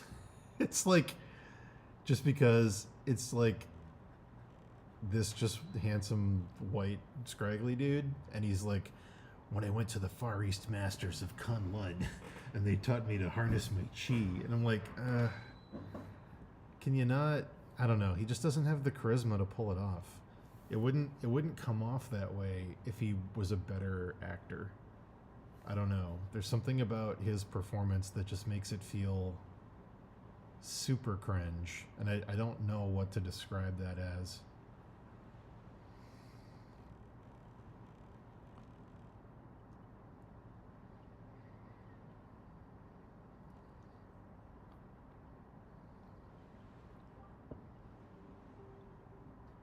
Like, I think the problem with how they did Iron Fist, I know he's always been white. I think the problem, it's not that. The problem is that he talks about what he learned in Kunlun too much. There's too much of it. It's like every fucking scene he's in, he's like, the ancient masters at Kunlun taught me to be a living. It's like, there's nothing else to your character, like, except that. And like, it just becomes so fucking repetitive. It's like insane. He doesn't talk about anything else. It's wild. So like, it just becomes like very one note and repetitive and grating and insane. Like, I think that's what it is. I don't think it's that he's talking about Eastern stuff. I think it's that he's only talking about Eastern stuff constantly. And it's like, there has to be more to this character than this. There just has to be. Like, there's so much going on with Daredevil and Jessica Jones and Luke Cage as characters. Jessica Jones is a little one note, but like, there's stuff going on there that you can adapt into a story. But like, holy shit, is there nothing going on with Danny Rand? It's just Kunlun repeatedly, forever.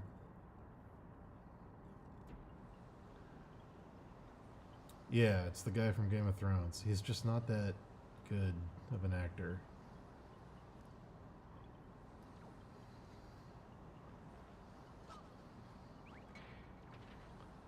And he's always doing his like, I'm a serious man. He's like doing like a lazy Batman voice. I am the immortal Iron Fist, defender of Kunlun. It's like, talk like a normal fucking dude in the scene. Like, please. Like, use that voice when you're fighting like some ninja from the Hand or whatever. That's fine. But like, don't only talk in that voice. That's insane.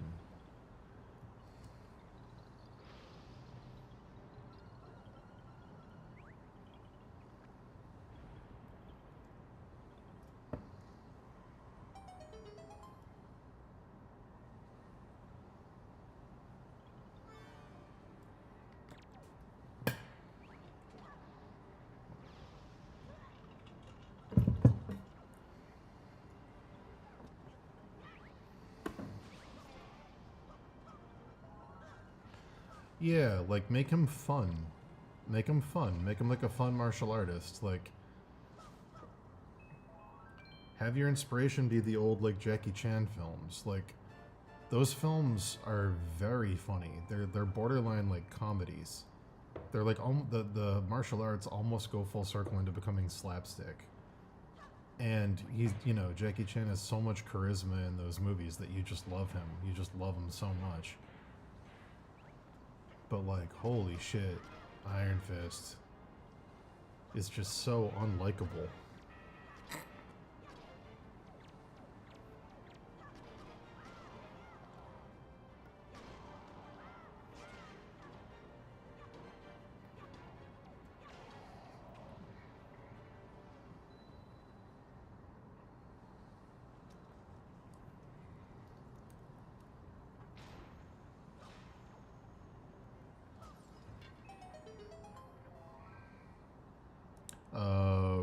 Wheels on Meals.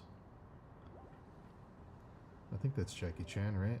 Early Jackie Chan. Wheels on Meals is fucking incredible.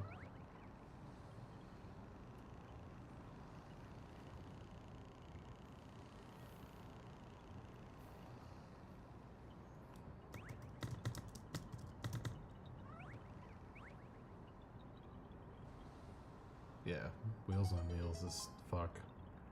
This movie's so good. Fuck, it's so good.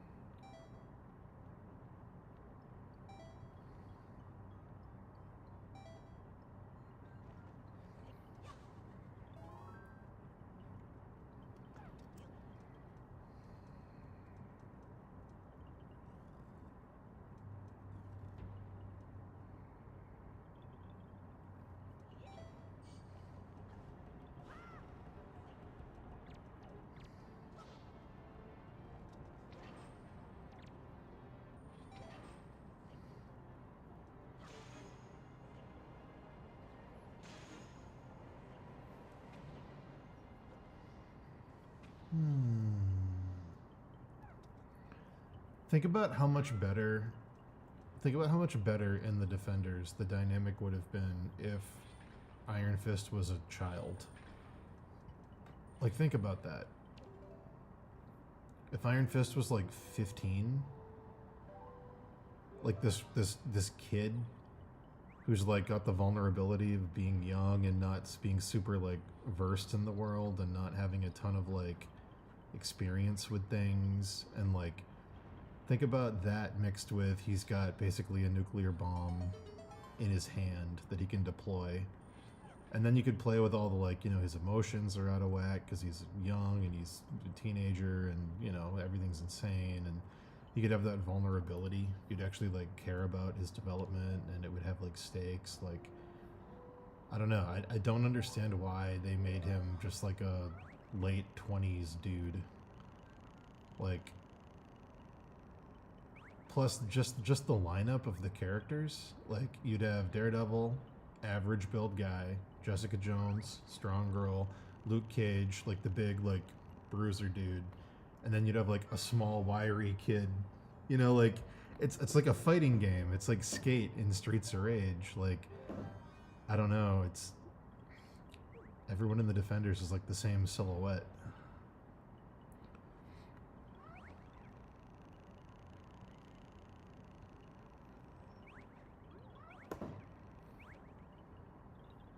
Yeah. Plus it plays into, they tried to do this thing that comes off as cringe because they're all adults of like found family, like, oh, Danny Rand finally found his family. Like, that doesn't work in the version they did. If he was a kid, that could have worked. That totally could have worked.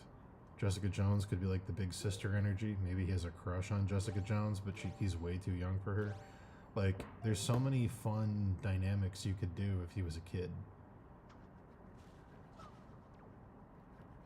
Yeah, the big brother angle with Luke. Like, I don't get it. But especially when they, like, become, like... If you're planning on doing Heroes for Hire, which, like, they were at one point, like, having him be, like... I don't know. At the time that rolls around, they meet when he's 15, and then he's, like, 18 when they do that. Like, significantly younger, significantly smaller. It's just a better dynamic.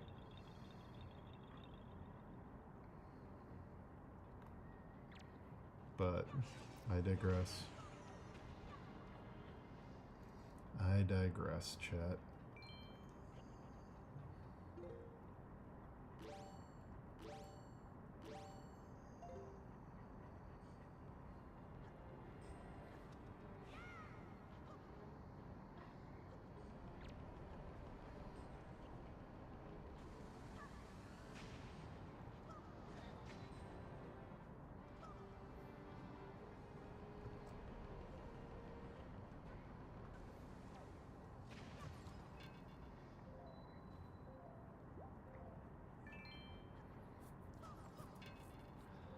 You know how, like, Goku was in the original Dragon Ball series when he's a kid? And he's like this kind of fish out of water, fun, enthusiastic, always happy, loves fighting, charisma machine. Like, something like that would have been so good.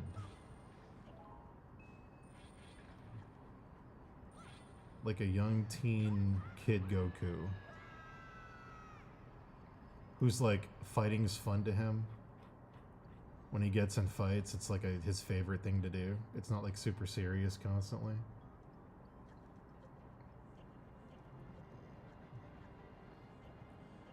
Like, instead of like a fight starting and him going, "It's not too late to back out. Don't make me do this.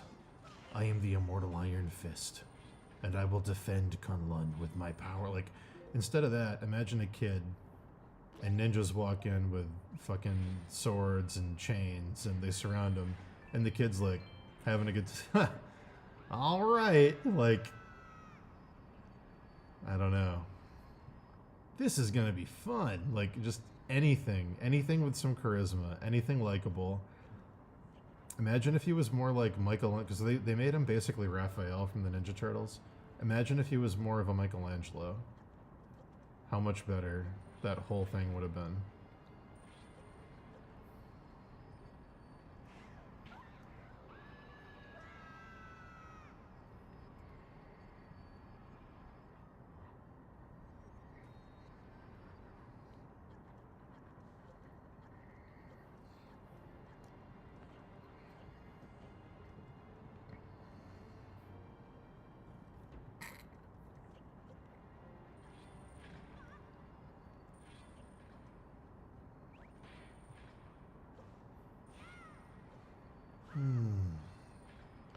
Yeah, I don't know. Anyway, that's my take. It's just wild to me that all that stuff got approved. I don't get it at all. I'll never get it.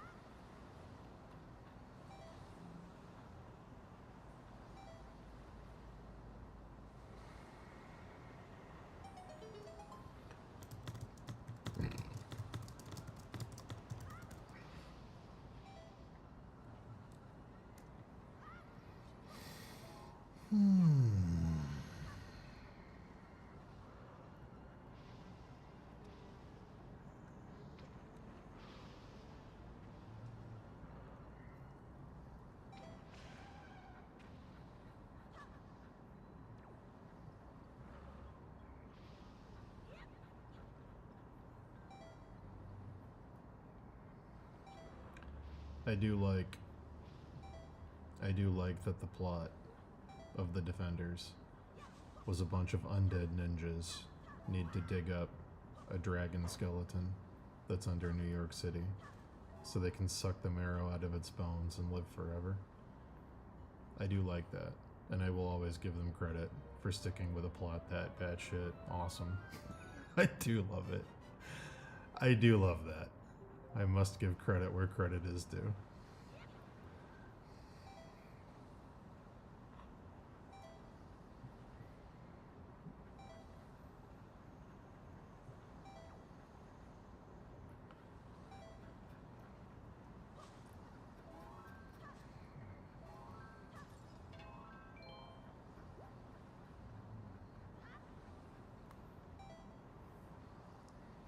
Hey, Crow.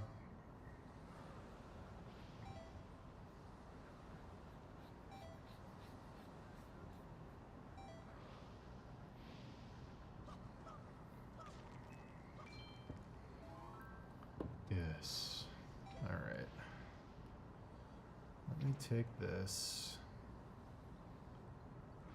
I think this needs to be moved so I can see more of that back leg. But let me take a look here.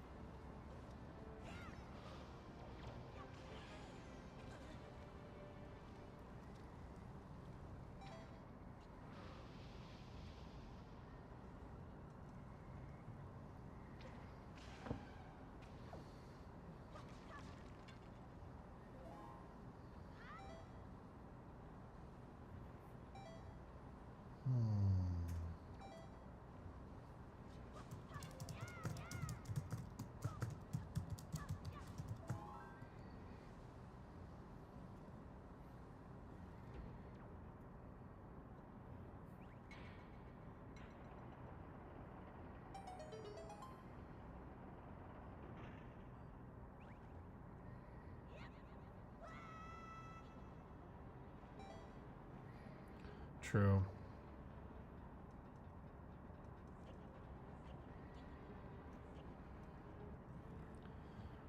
Also, the plot of I'm a businessman who wants to live forever. Hilariously campy.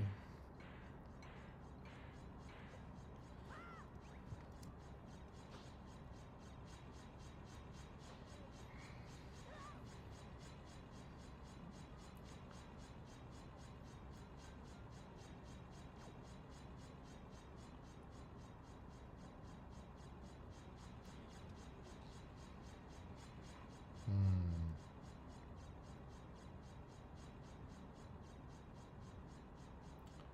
I don't know.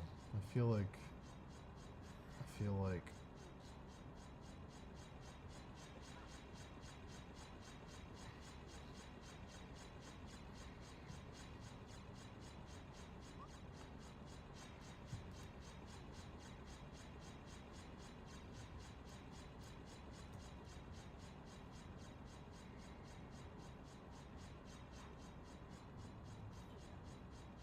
Yeah.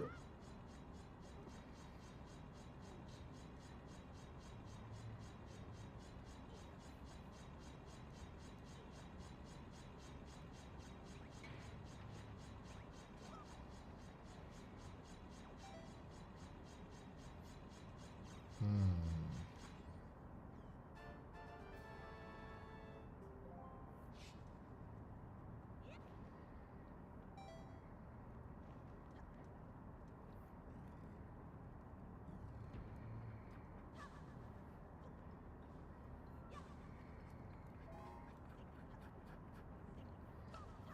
All right.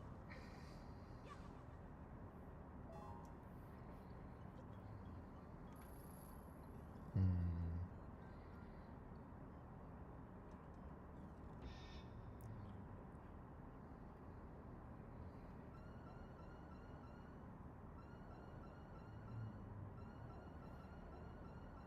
Oh my god.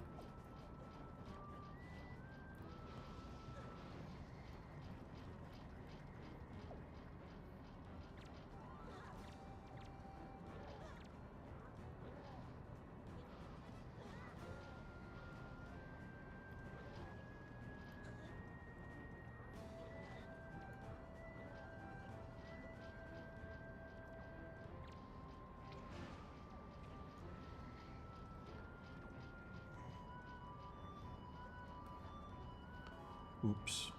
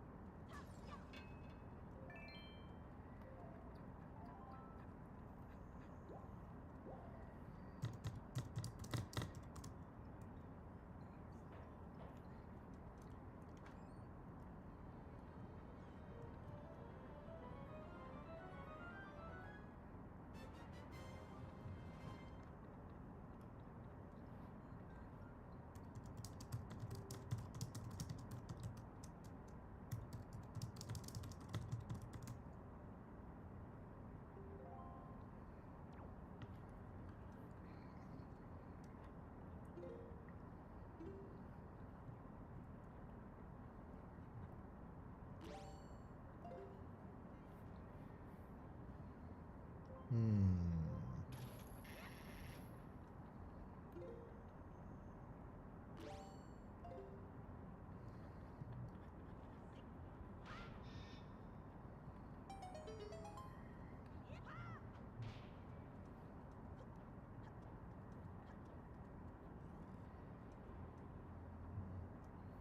I'm enjoying this piece. I went from not liking this piece to kind of liking this piece. So that's interesting. It's an interesting switch for me. Actually gonna make the swords bigger, I think.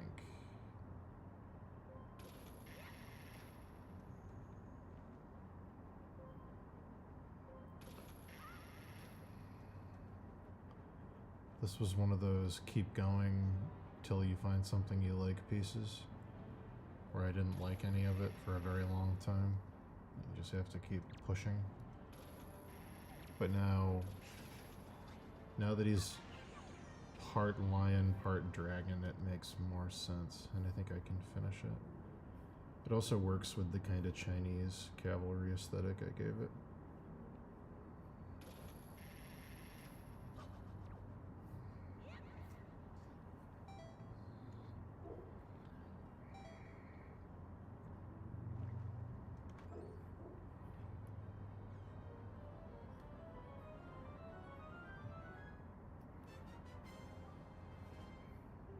Okay.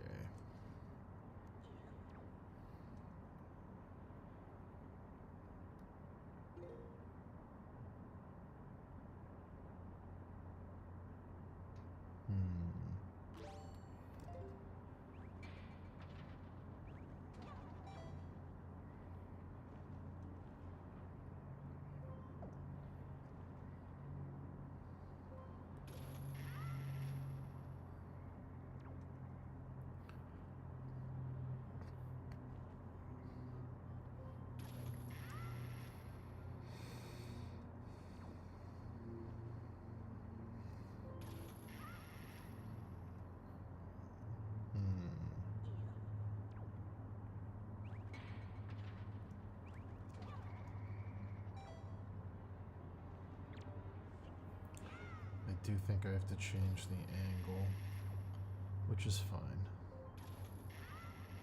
That's fine. Let me make sure the straight lines are still lined up.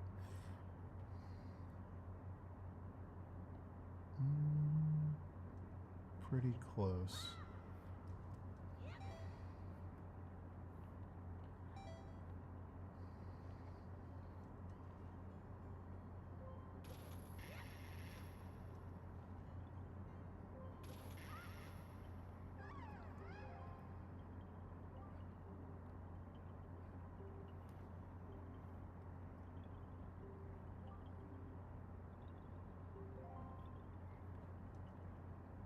That looks better. Yeah, that's better. Okay. Alright. I think I gotta bring the hand down because the arm looks a little short.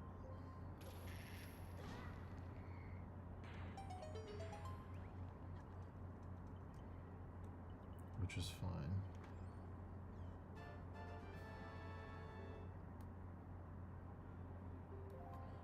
Okay. Bring it down to here. Yeah, okay.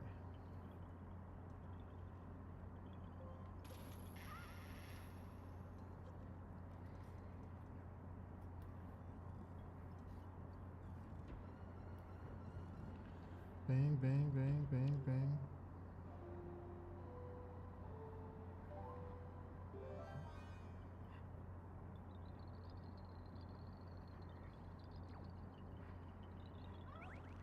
Okay.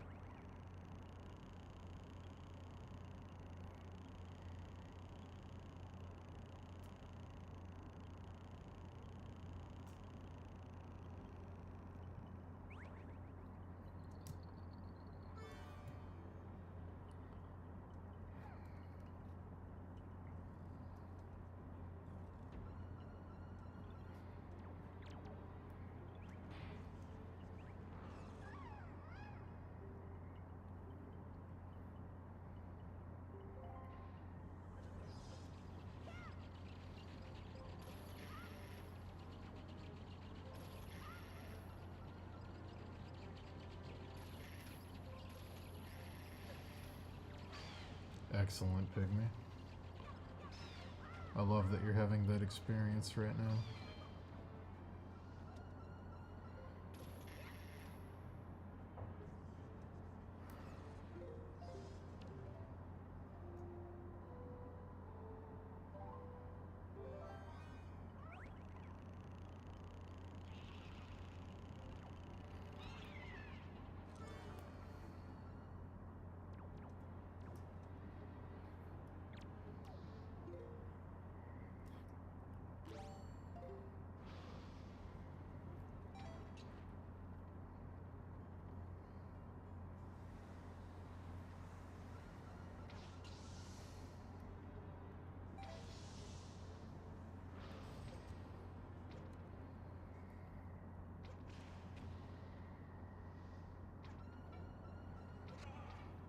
Ah. Ah.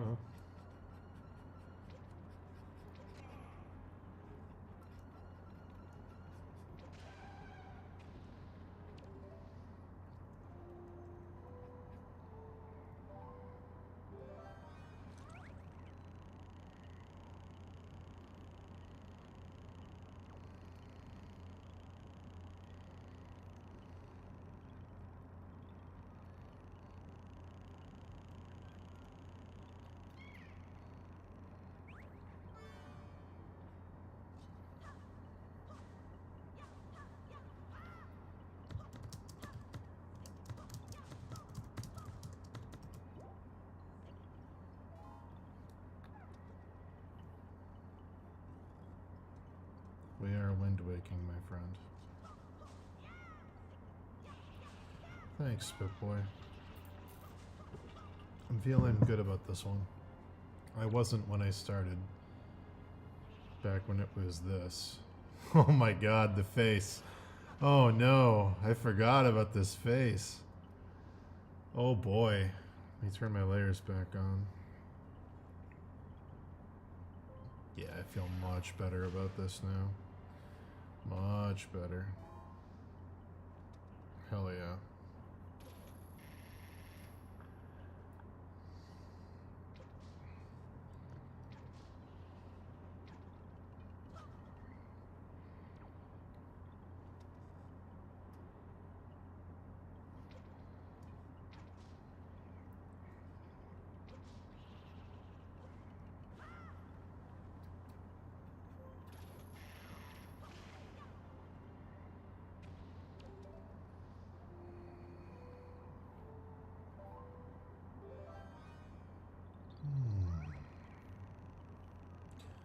Thanks, man. I gotta make this other sword in the background not tiny. But that's okay, we'll get to that.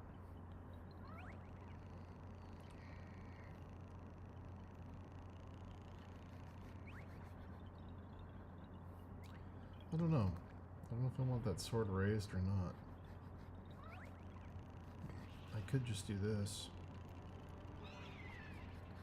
It would hide the hand behind the knee, but it might be better to just do that and have the swords be in parallel.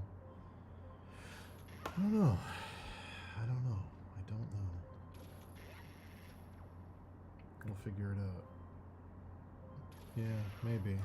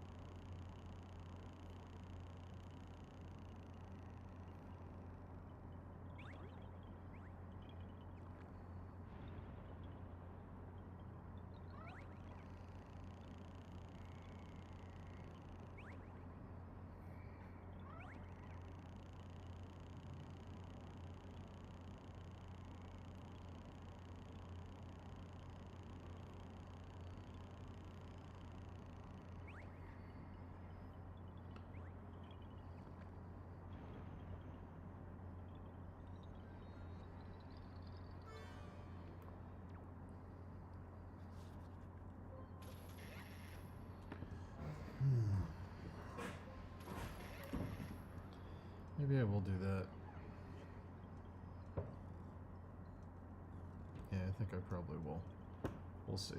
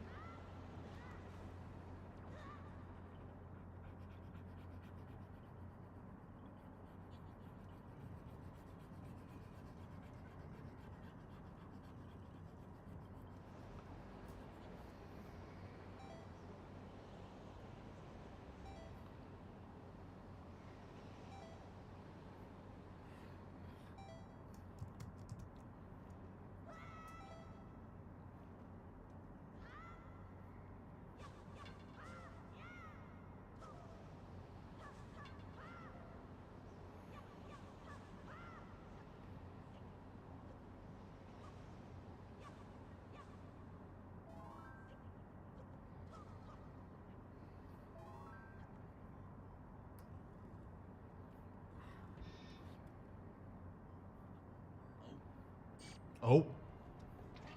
Oh.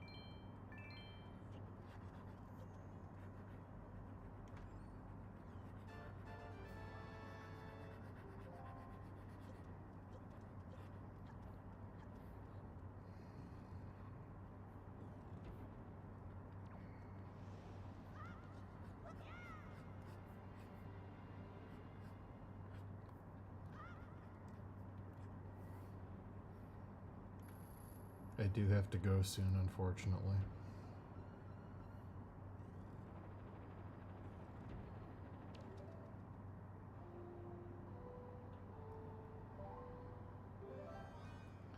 There are things I must do in the world.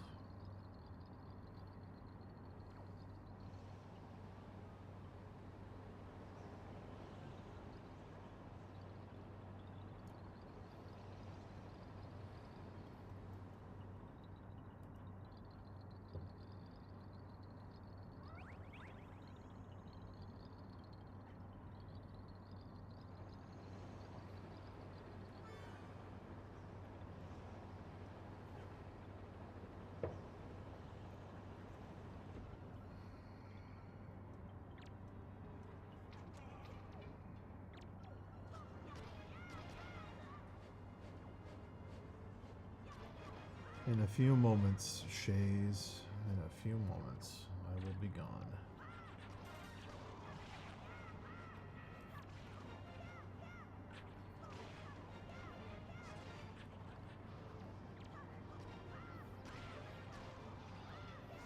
Let me look at this guy next to another one.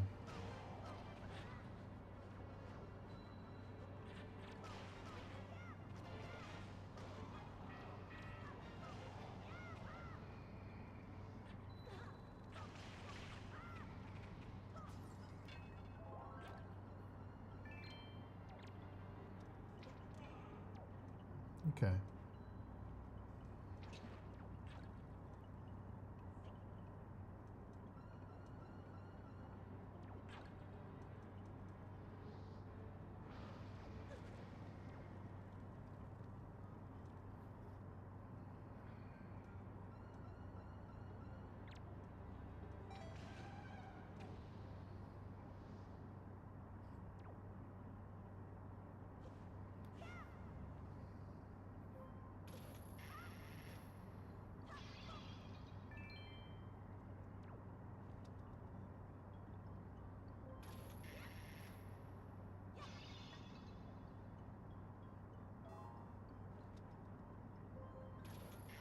Yeah, these feel good.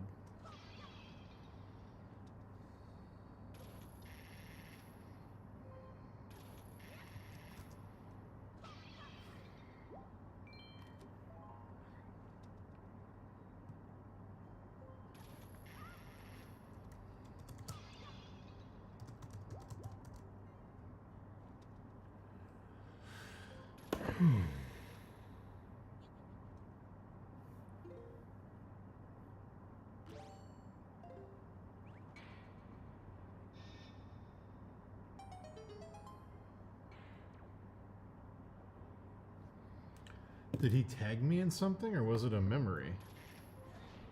I'll take a look.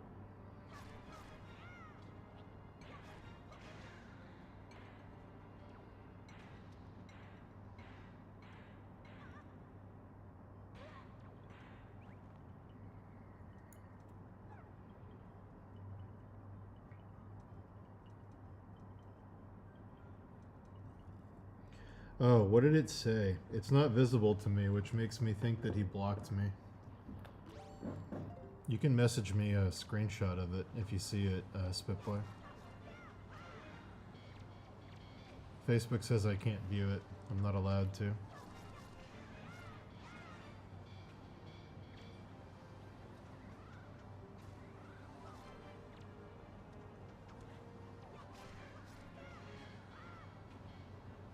Oh, Skype dying.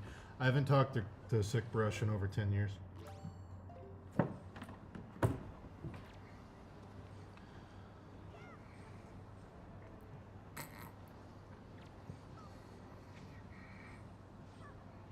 don't know what's going on with Sick Brush.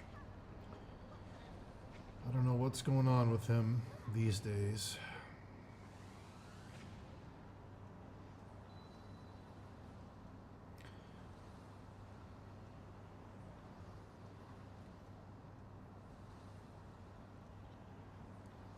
It's funny that Skype hasn't died yet. I thought Skype was well past dead.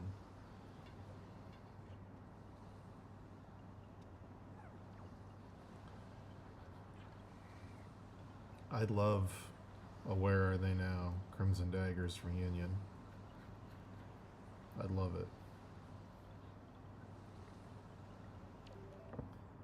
I'd love it.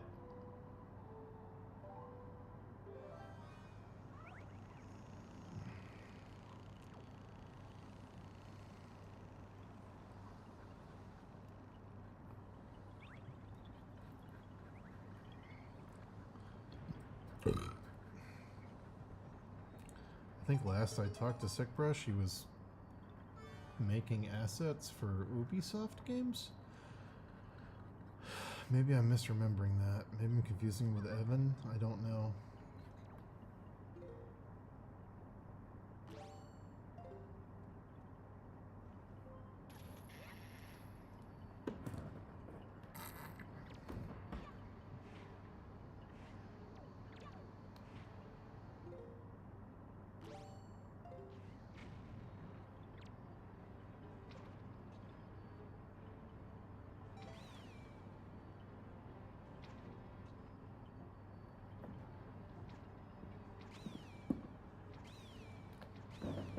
You know who I'd really love to talk to is Brent Hollowell.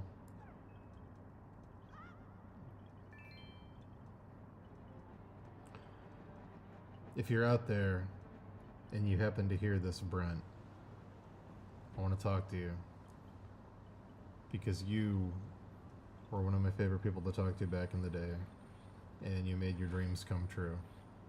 And I know it was a difficult challenge, and I'm so proud of you for sticking with it.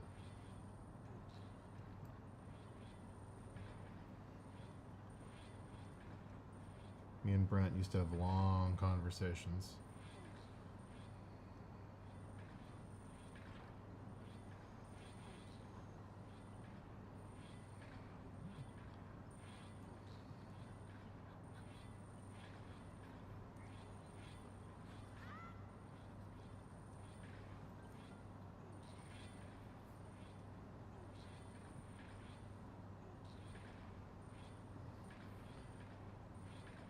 Brent was an incredible creature designer and a really good painter who had a ton of potential but didn't believe in himself and struggled with depression very publicly. And he finally, I don't know, I want to know what happened, but he started working for like major companies. He finally made his dream come true, and I was like super proud of him. And I want to say I reached out to him and told him so, but my brain is so shit these days that I might have thought of doing it and then forgot to actually do it. So I should probably check now that I have a reminder. But he finally did all the things he was convinced that he couldn't do. Yeah, and he's been on Magic the Gathering for a while, which is awesome.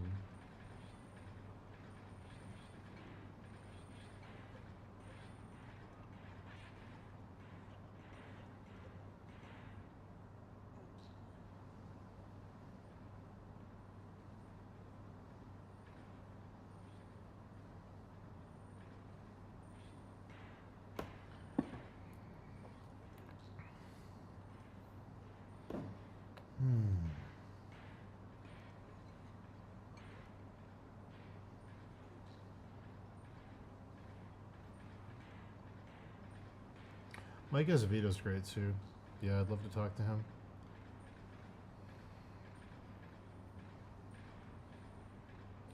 What happened to Sam Carr? Sam's doing artwork right now. He's doing an IP called, is it Forgotten Ruins or Lost Ruins? It's really, really cool. Sam's doing all kinds of awesome world building stuff. He's doing great.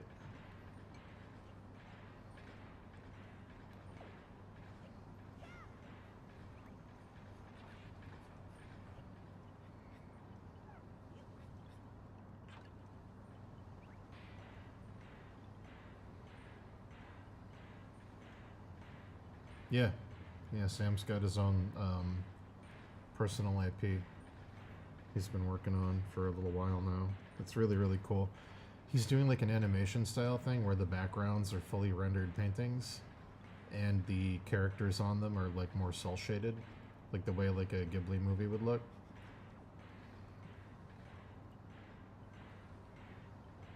It's a really cool approach.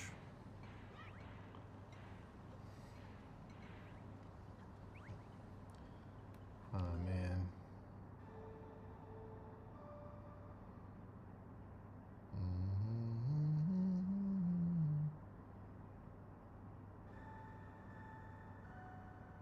Yeah, Sam's killing it.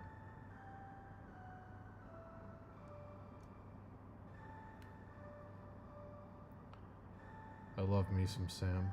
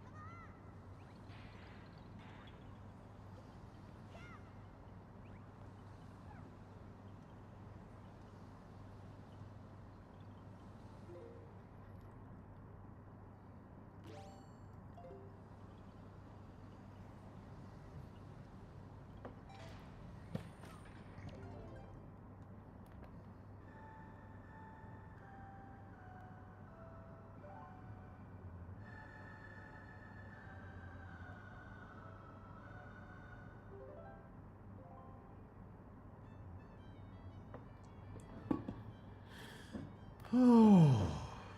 Alright, I gotta go.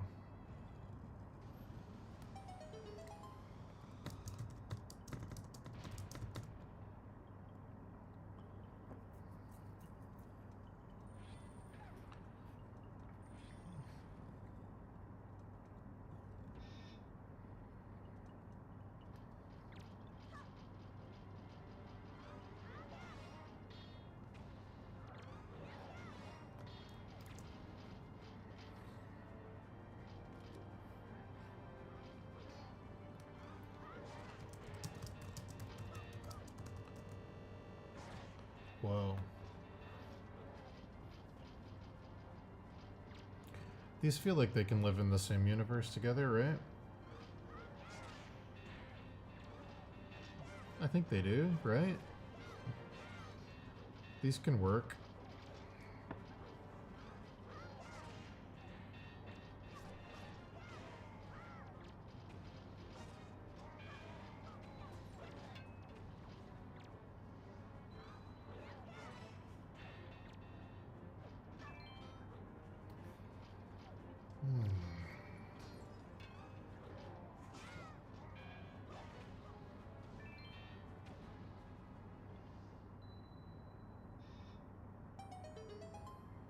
No, dude. You can always send me texts. Always happy to hear from you and talk to you about what's going on. Always, always, always.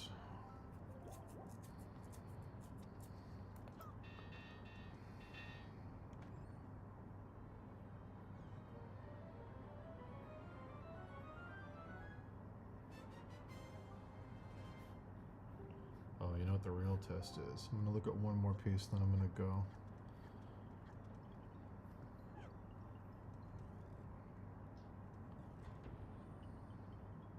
Yeah, these work together, right?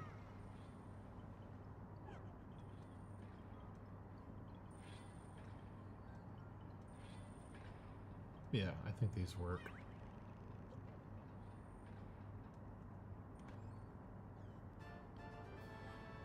Oh man, it feels crazy to be making some fucking traction on these pieces. Holy shit. Wow. It feels fucking nuts, dude.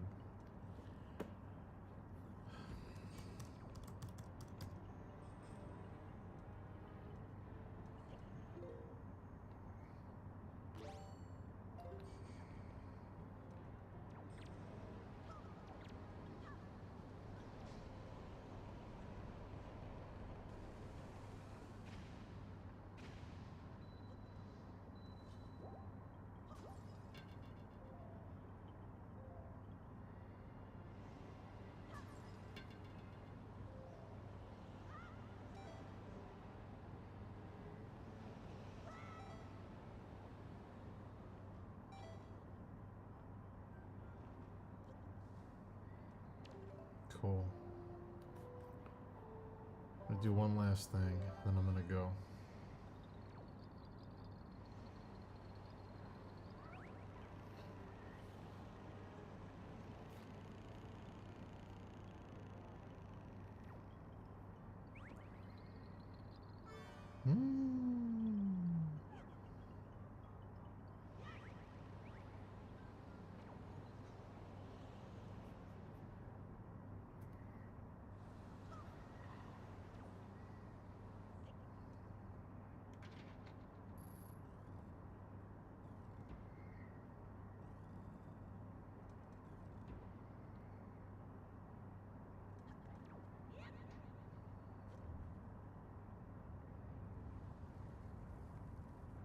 Cool.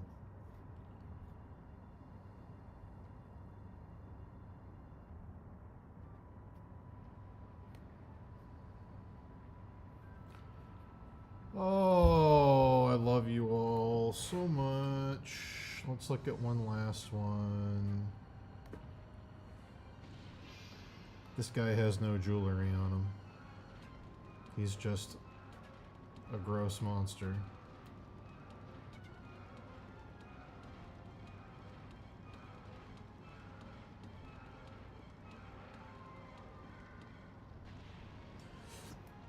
Okay, cool. I feel good. I feel good. I feel good. There's a lot of progress on this one today.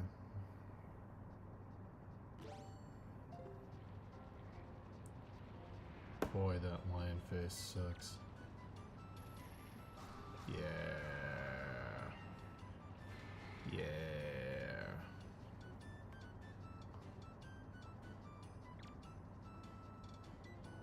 Wow, that's so much better. Alright, love you all. I'll see you soon. Goodbye, all. Kisses. Be back.